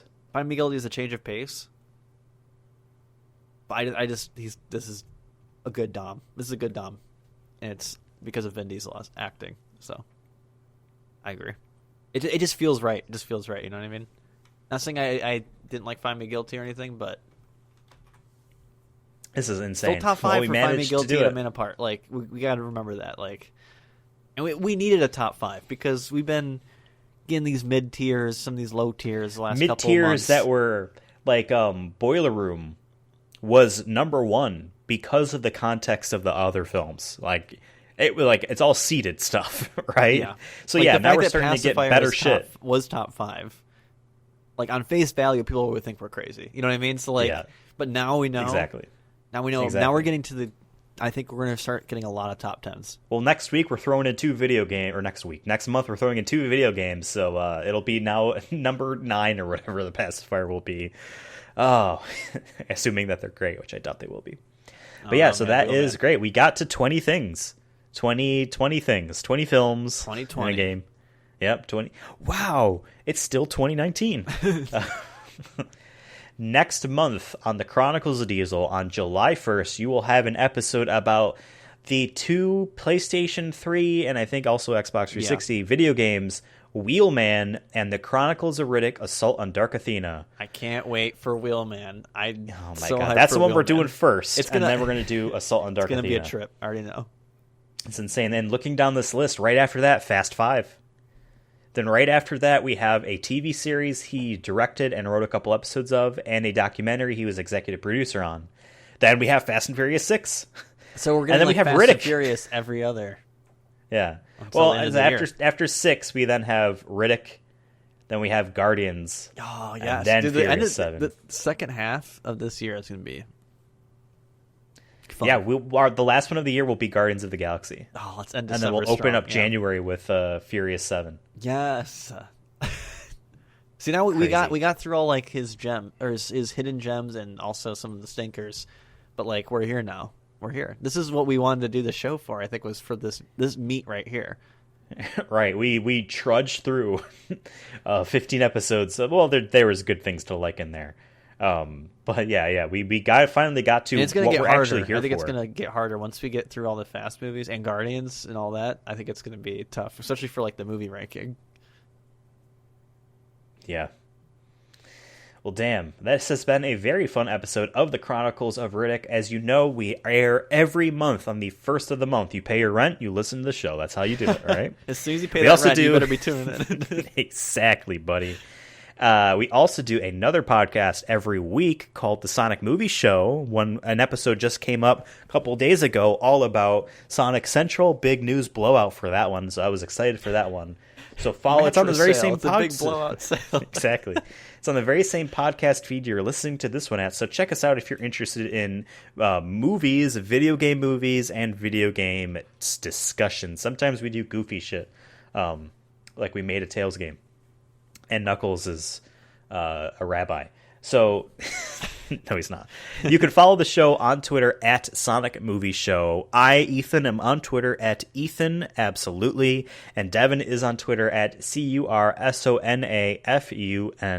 Let us know what you thought about Fast and Furious. Are we crazy for putting this at his third best performance thus far? Are we drinking too much of the Kool-Aid? Crazy?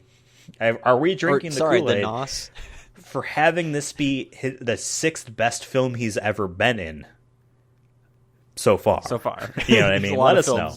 Tweet at the show. And you know what? Tell your friends about us, too. We need more followers on Twitter. We need more viewers on YouTube. Our YouTube is not nearly as good as our beautiful audience on our podcast platforms. So when you're done listening to the show on Apple Podcasts, Spotify, Amazon, Audible, etc., go pop over to YouTube videos for a second. Give it a like. Give it a subscribe. Exactly. It's all about the algorithm, unfortunately, so you got to help us out, you know? Exactly. It is weird the algorithm just fucks us over on YouTube, but we're totally fine on audio platforms. Or it'll just be like one will blow up and then I don't know. Exactly. It's weird. This show randomly does really well on YouTube for some reason. Wasn't like wasn't it Find Me Guilty like really blew up? It was one of the Triple X number one because I think people searching for porn search Triple X because the episode was just titled Triple X. And then it was like Knockaround Guys. It was Knockaround Guys that blew up. Yeah. Blow the other ones up for us, Shout out too. to our Knockaround fans. You're not our Exactly. Our Knockaround boys. I don't know what would the fandom even be called? I don't know. Knockaround Gang. Fucking Knockaround Gang. Okay. The Knockout City Gang. We're going to see you next month as we'll discuss 2 video games and make this a whole lot more complicated. See y'all later. Ride or die. Ride or die, baby. What is it with you? What do you got, a death wish or something? That's what it takes. I just want to race.